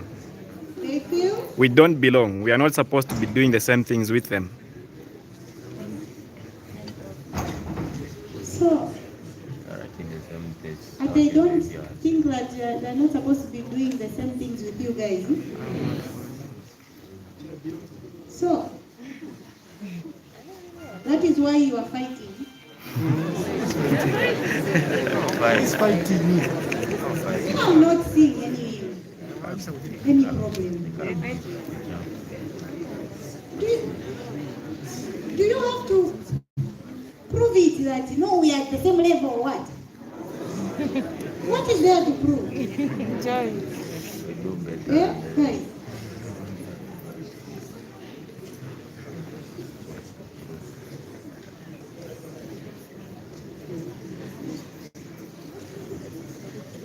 Do you know who you'll be working with one day? You don't, right? You know? Someone answered that we know.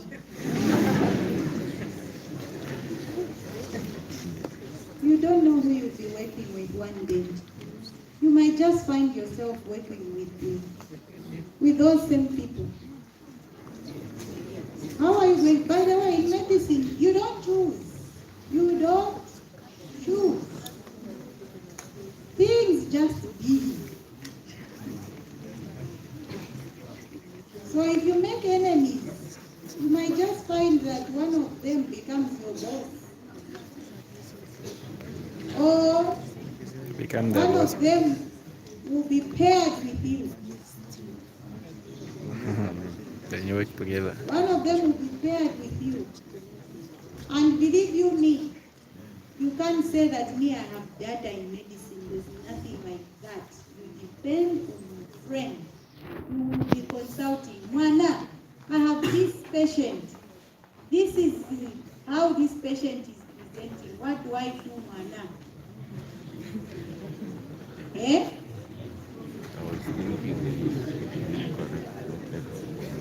So, Ibo Gamene Muchida.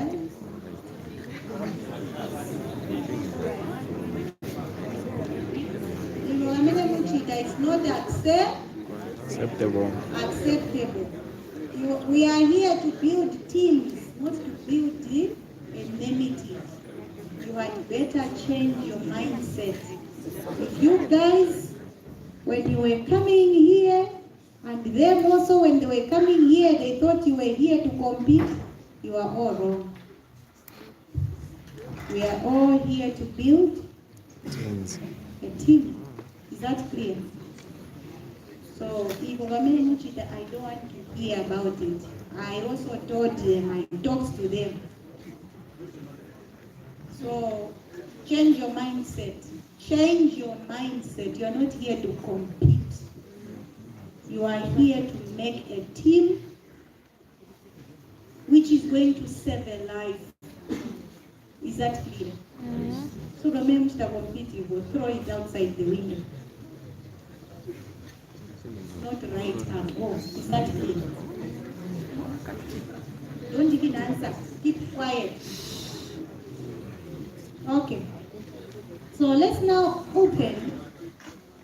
We want to open our atrium. Now, before I go, the heart is divided into two pumps. The right pump and the left pump.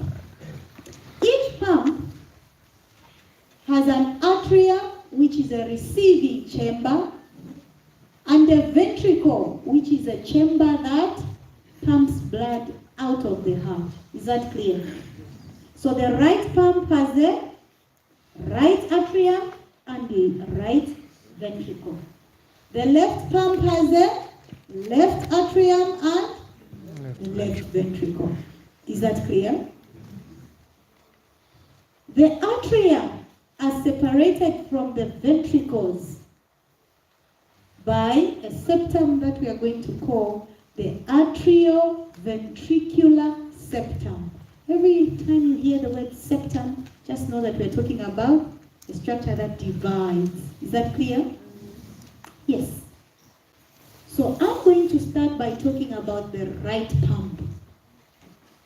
Meaning I'm going to talk about the right atrium and the right ventricle. Is that clear? Yes. So I have opened the right atrium. If I take this back,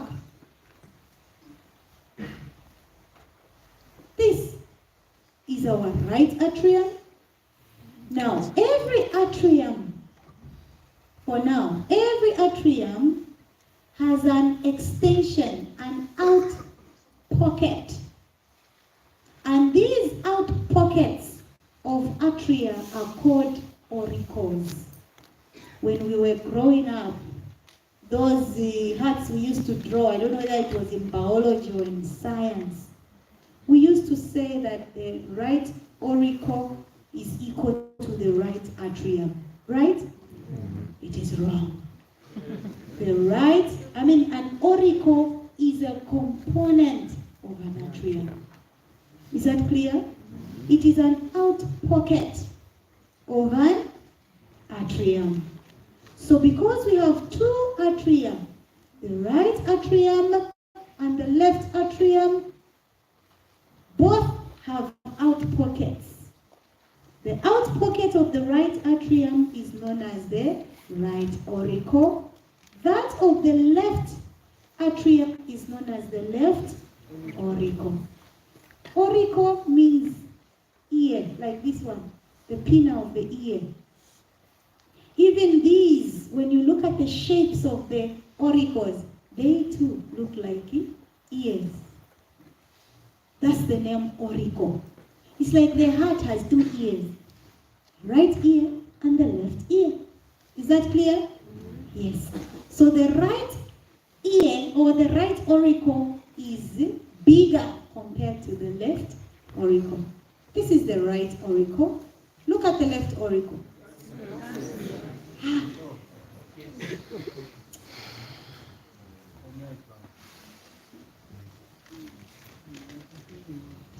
Can you see the cursor now? Yes. Look at the left auricle. Small.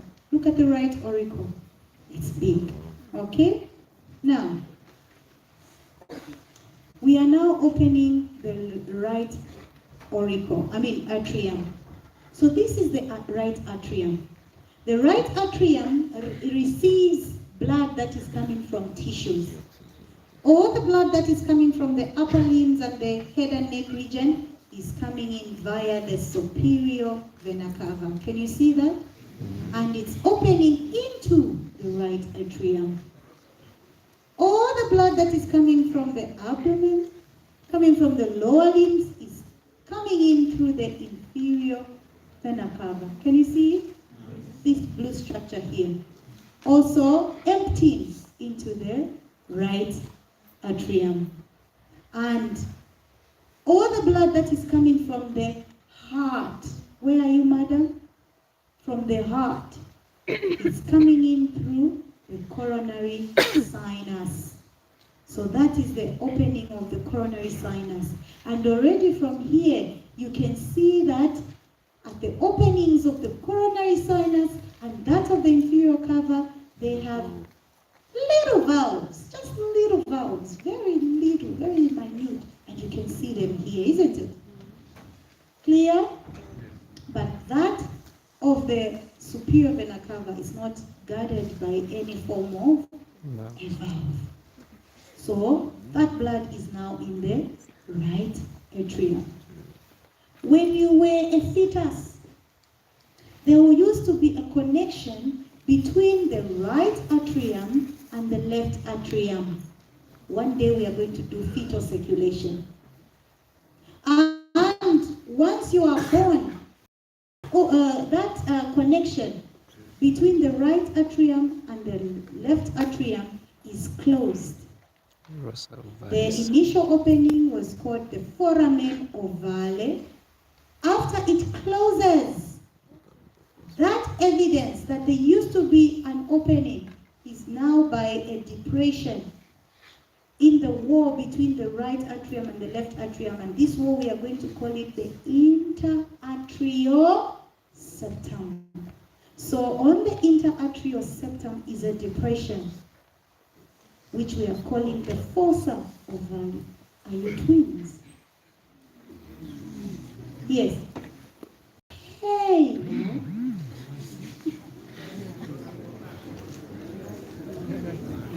Okay. Twin A's. Were you aware of twin B's?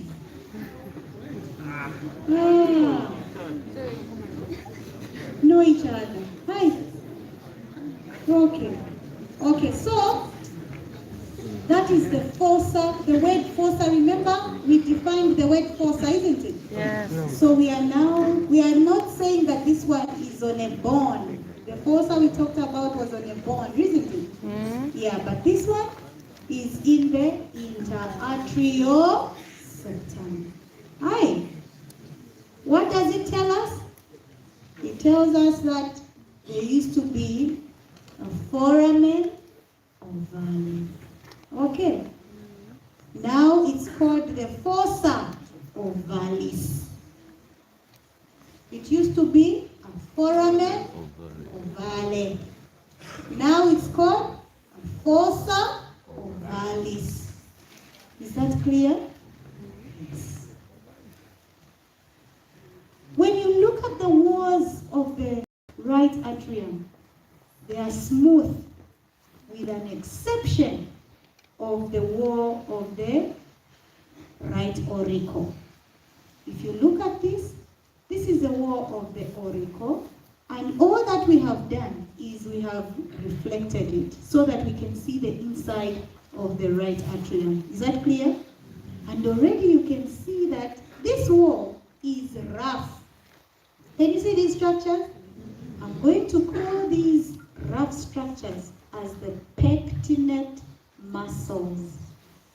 Okay. Yeah? Pectinate muscles.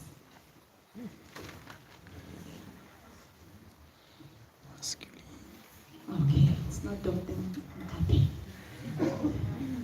All right. So, these pectinate muscles, if you look at them, these parts, it's like they are all terminating into an elevation there, or elevated structure there, which we are calling the crista terminalis. It's a crest. A crest is what? A low elevation. Is that clear? So, they are terminating at the crista terminalis, these pectinate muscles. Inside, we have a crista terminalis. If we were to close this flap, we close it, we put it back. Where the crista terminalis is, there will be a shallow groove on the outside of the heart. Did you hear what I said? Remember here, for us to see the inside of the heart, what have we done? We've cut through the wall of the auricle and we've reflected it. So here we are looking at the crista terminalis. If we close it and we look at the same area where the crista terminalis is, there will be a little shallow depression, which we are going to call the sulcus terminalis.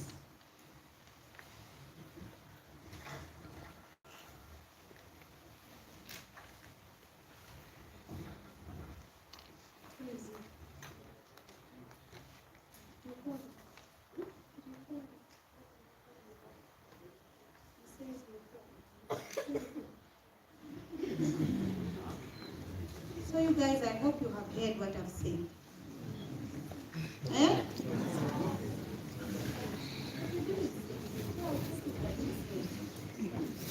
Okay? So I was saying that inside, it's a crest where the pectinate muscles are doing what? Are inserting or attaching. Clear? We close it. It's a what? Sulcus terminalis. Come here.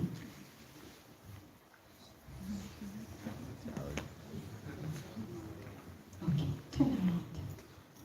So, I want you to look at this point where these are joining. Aye. Where this part and this part are joining. Aye. Where your clothes join, in other words. Aye. When you go inside and look at this part where the two things are joining, what do you see? An elevation, a crest. From outside, what do you see? A depression. Is that what you're seeing here? Eh? Yes. So same thing with that thing. Inside is the crista terminalis. Outside, sulcus is the depression. Sulcus. Thank you. We are okay? If I wanted, I was going to teach this lecture in 30 minutes. And off I go. Without caring whether you got anything or not. But I care. You get my point? I reduce myself to this level for you to understand. And I hope one day you appreciate me. We are still in the right atrium. So, what do you think? Remember, this was an out pocket, isn't it? The auricle, which is having these pectinate muscles. What do you think these pectinate muscles help us do? It's an out pocket, mind you. And when blood goes into this atrium, all of it must be pumped into the right ventricle. Is that clear? So the pectinate muscles just help to to push this blood when they contract. They make sure that no blood remains where? In the atrium. All of it goes where? In the ventricles. We are talking as anatomists. Is that clear? Yes. So, from the right atria, blood will have to go into the right ventricle. At the point where the right atrium is continuous with the right ventricle, there's an opening into the right ventricle, which we are calling the right atrioventricular foramen. So this opening you are seeing here is the right atrioventricular foramen. Is that clear?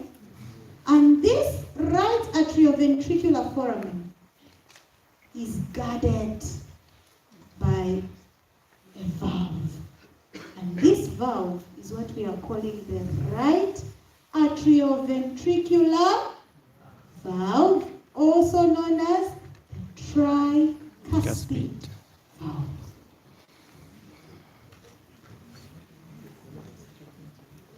Somebody said, you have another name?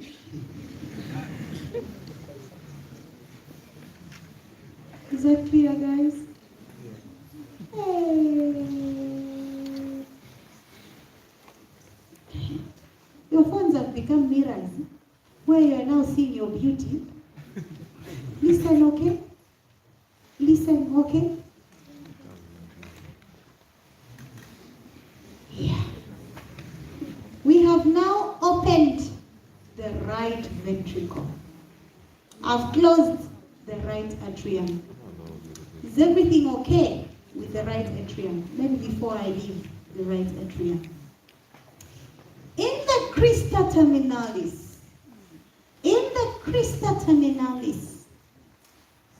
at the point where the right atrium is actually joining with the superior vena cava, within the crista terminalis, you will find a special structure that we call the SA node, the sinoatrial node. I just want you to write it aside. We are going to come back to it. In the crista terminalis, in other words, at the superior end of the crista terminalis, in the substance of the crista terminalis, is a special structure within the substance of the crista terminalis, is a special structure that we are calling the sinoatrial node. Is that clear? Write it aside and get back to it.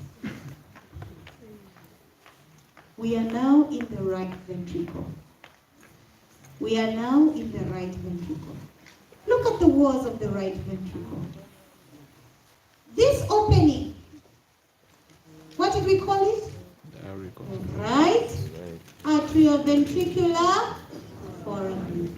Why are we calling it atrioventricular? It's because it is an opening that is between the atrium and the... Is that clear? Yes. Most of the terms that we use in anatomy, they have a meaning.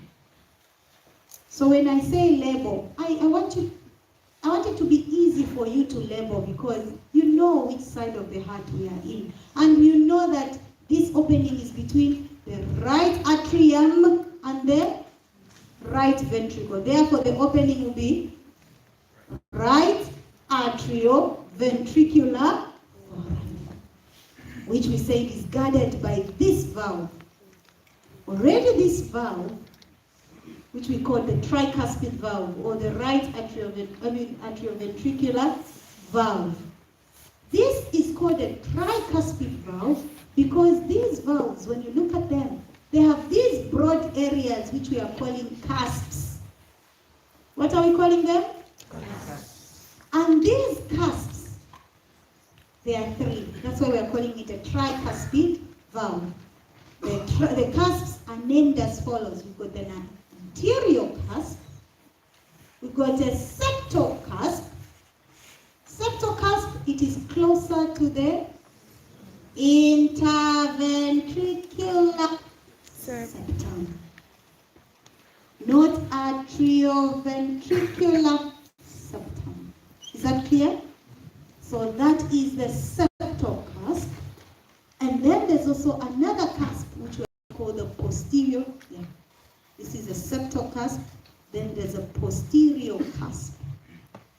You need to know their names, right? Yes. Now, if you follow these cusps, what is happening to them? they are extending into these string-like structures, which are going to inset on these swellings on the walls of the right ventricle. These swellings, they look like nipples. All of us have nipples. If you don't have a nipple, you should come and we examine you. There must be other abnormalities in you. And they are nipple-shaped. Because they are nipple-shaped structures, we are calling them papillary muscles. Anything that is nipple-shaped is papilla. Is that okay? So these string-like structures, extensions of the cusps, that are attaching the cusps to the walls of the ventricles through the papillary muscles. These string-like structures are called the chordae tendineae. Chordae tendineae. They are tendinous structures, string-like structures. Is that clear? For you to be able to remember them, because they are string-like structures, something that is string-like is cord-like, isn't it? So chordae tendineae, because they are tendinous, they are like tendons. Is that okay? Yes. Chordae tendineae. We are okay? Attaching where? On the papillary muscles in the walls of the ventricle. We are okay? So let's also look at the walls of the ventricle. They are also roughened. Look at this. We saw similar structures here in the auricle, isn't it? What did we call them in the right auricle? What did we call these structures that were making the right auricle rough? Pectinate. The pectinate, and I should have mentioned, sorry, zexi.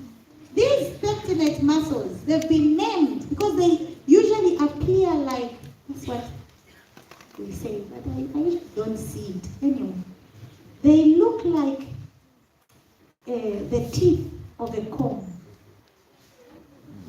A comb. Those things that are the teeth. Definitely. Hey. So we've got these teeth of a comb, which are attached to this part which we hold to comb our hair, isn't it?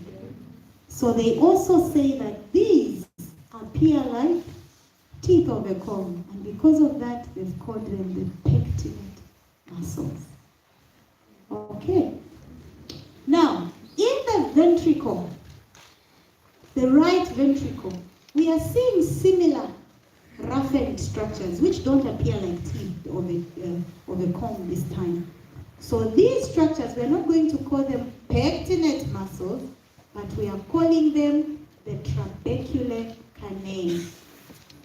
Trabecular canal. Is that okay? Yes, the spelling is there. Where? Here. Trabecular canal. Is that okay? In the arterial, we call them pectinate muscles. Here, we are calling them trabecular canal. They are also muscular. Okay. So, however, when you look at the walls of the right ventricle, that part of the right ventricle that is near the outlet, and the outlet will be the pulmonary trunk, isn't it? So that one has smooth walls. The rest of the ventricular walls are roughened by the pectinate muscles, including the papillary muscles. But this wall here, surrounding the exit point of the right ventricle, has smooth walls. And this portion is known as the infundibulum, also known as the conus arteriosus. Don't do, you will never learn by doing. It's actually rude. Just learn and keep quiet. Does it pain to just keep quiet? It pains. before you come, take some Panadol so that it does everything. Okay? So that is the conus arteriosus, or the infundibulum. Okay? So Infundibulum. most of the time, The the word infundibulum. infundibulum is Infundibulum. on the left side. INFUNDIBU. At the exit point of the right atrium into the pulmonary trunk, that exit point is also guarded by a valve. Here we saw a valve, we called it the tricuspid valve. What is the job of these valves? Yes. To prevent backflow of blood, isn't it? Very good. So, what do you think is happening? When the right atrium is filling, should the tricuspid valve be open? What will happen if it's open? Yeah? Will the right atrium fill? No, isn't it? Yeah. So, once the right atrium has filled, these atrioventricular valves will have to do what? Open, so that blood can go into the right atrium. Is it the right ventricle, isn't it? Once it goes into the right ventricle, as it is filling, it's pushing the valves, helping them to do what? To close. Once it is full, it will close, so that this valve here at the entrance of the pulmonary trunk, which we are going to call the pulmonary valve. Okay, so this valve must open so that the right ventricle can contract and push blood out of it into the pulmonary trunk. Is that clear? So this pulmonary valve at the entrance into the pulmonary trunk, this valve is said to be a semilunar valve. Even the aortic valve is also a semilunar valve. We'll see how the structure of the semilunar valves are. I hope I have them somewhere. Okay, let me use this. Yeah. We are in the pulmonary trunk. We are now looking at the heart from the superior aspect. We are at the level, we've cut the great vessels here where they are starting from. So this one is the aorta, and this one is the pulmonary artery or trunk. Oriented? So what we are now seeing are the semilunar valves. So this is a pulmonary valve. This is the aortic valve. They look like cups, isn't it? Look at this cup. Look at this cup here. Look at this other cup here. It's like we have 3 cups. So if I now look at them from the inferior aspect, have you seen? From the inferior aspect. Is that clear? And already they look bulged, isn't it? Meaning blood has filled each one of them. And once blood fills each one of them, they actually occlude the spaces between them. Is that clear? Is that clear, guys? Let me borrow some diagrams from Grey's Anatomy for students. Good. This is what I'm talking about.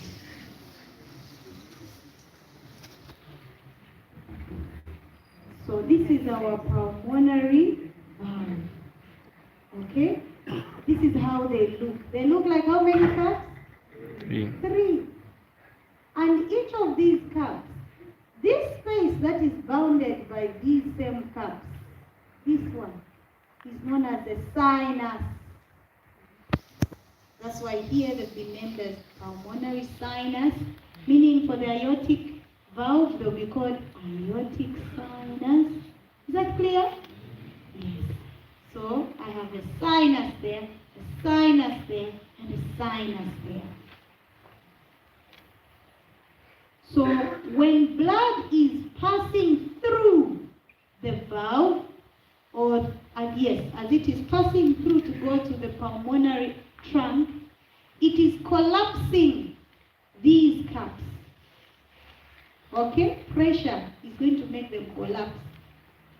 But once the blood begins to flow backwards, what is going to happen to the caps?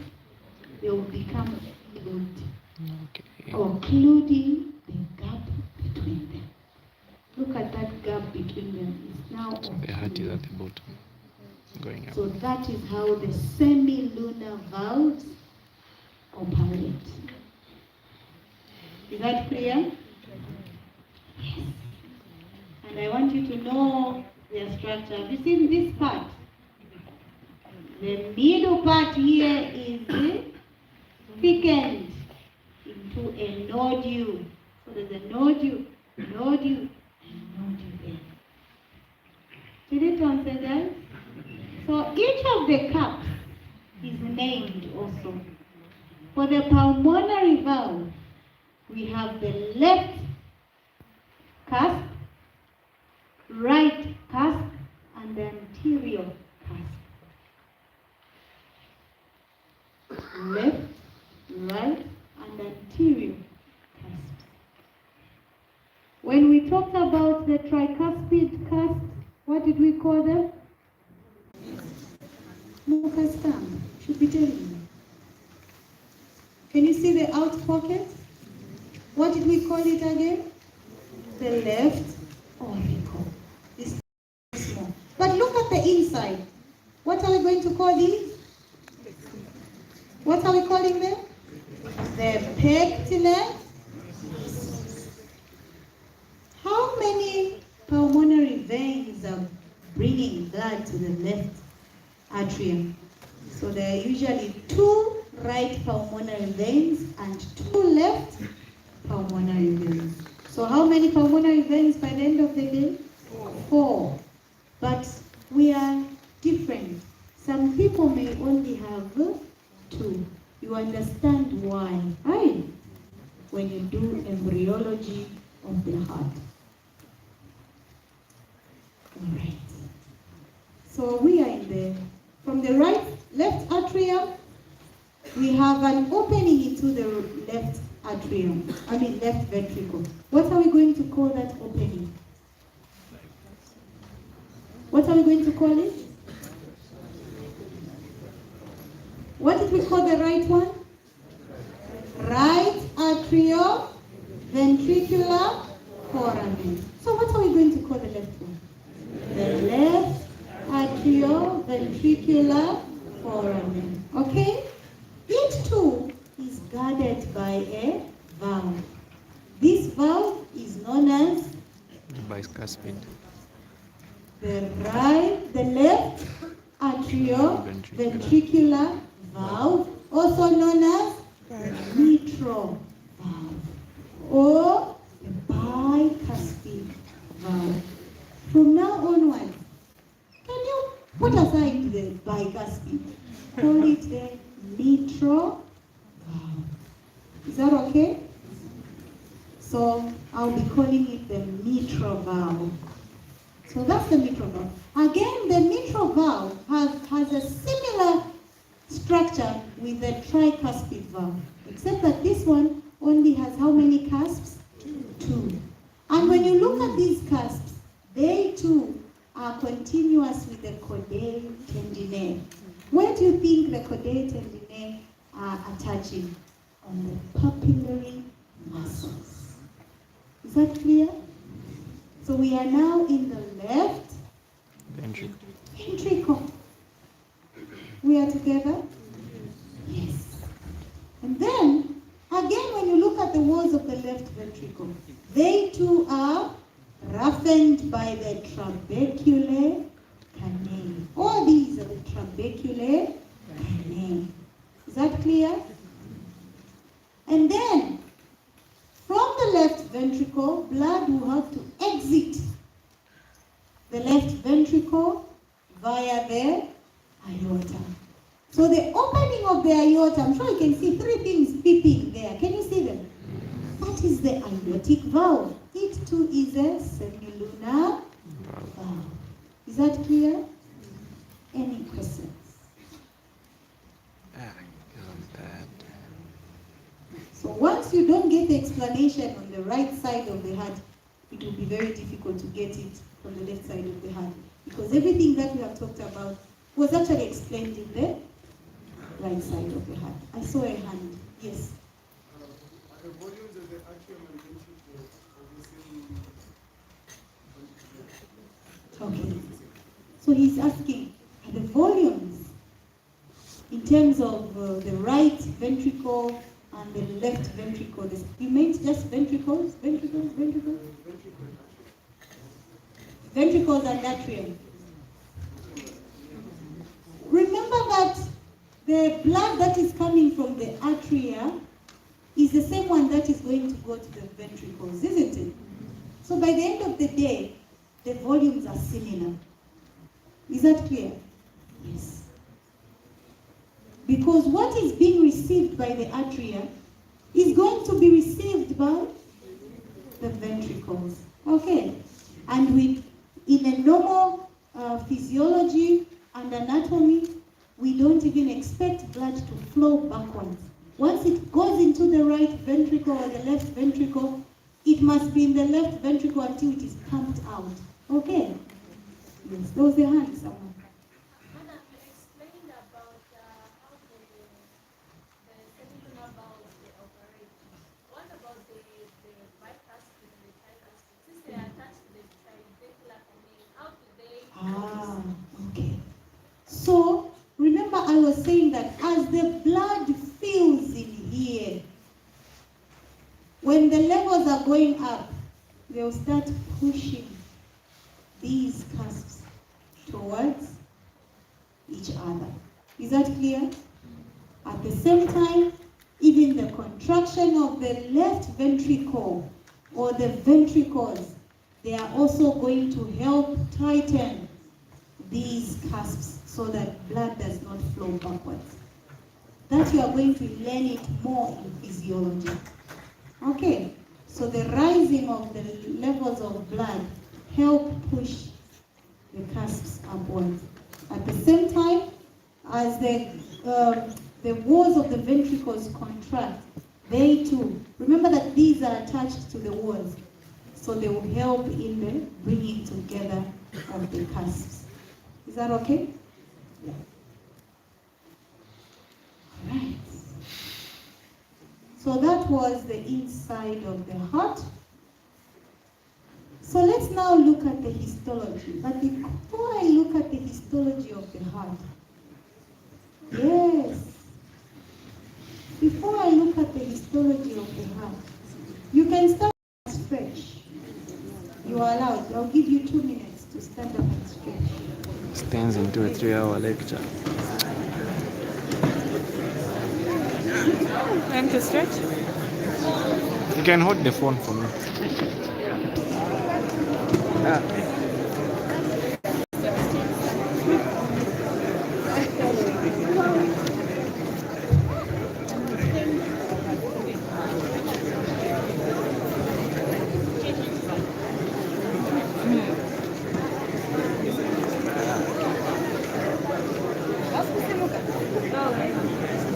So you'll be seated here for 7 hours.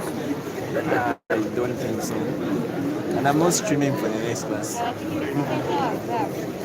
I'm tired. You ITs are supposed to be with me. So we're going to do that. Okay. Mas manoti yako soon kwa Na bongo shaka ninola.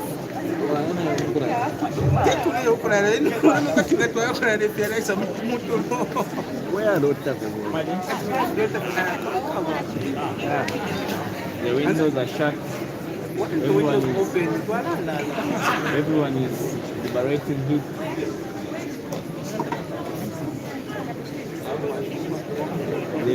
conditioning system was shut. It was on, but it was turned off. But this guy said, no, he said will be the ones operation, no one can be turning off. We don't know. People are just... Take a break. Sorry. Then go and have another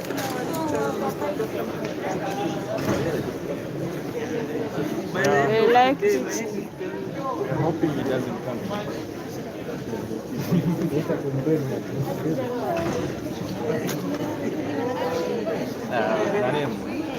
This is, check the time. 2 hours 30 minutes of been holding my phone. No one. Those people are even bragging there and even saying foolish comments as if they're the ones who hold the phone. But tumakateni kwa chakao. Give ribbon. You want to go? Imagine it. Then makari parokari party yo sivi meka sivi one. Come, guys. Wait, are you streaming it live Yes, it's live right now. on YouTube? Mind. Walk well. Don't fall. My prayer is that it doesn't come.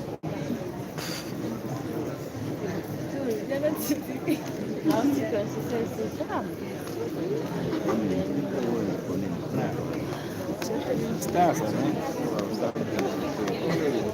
Is it on your YouTube comments or what? I thought it was in my DM. I was going to shout at the person. First of all, this isn't. Sometimes I understand why people stop helping.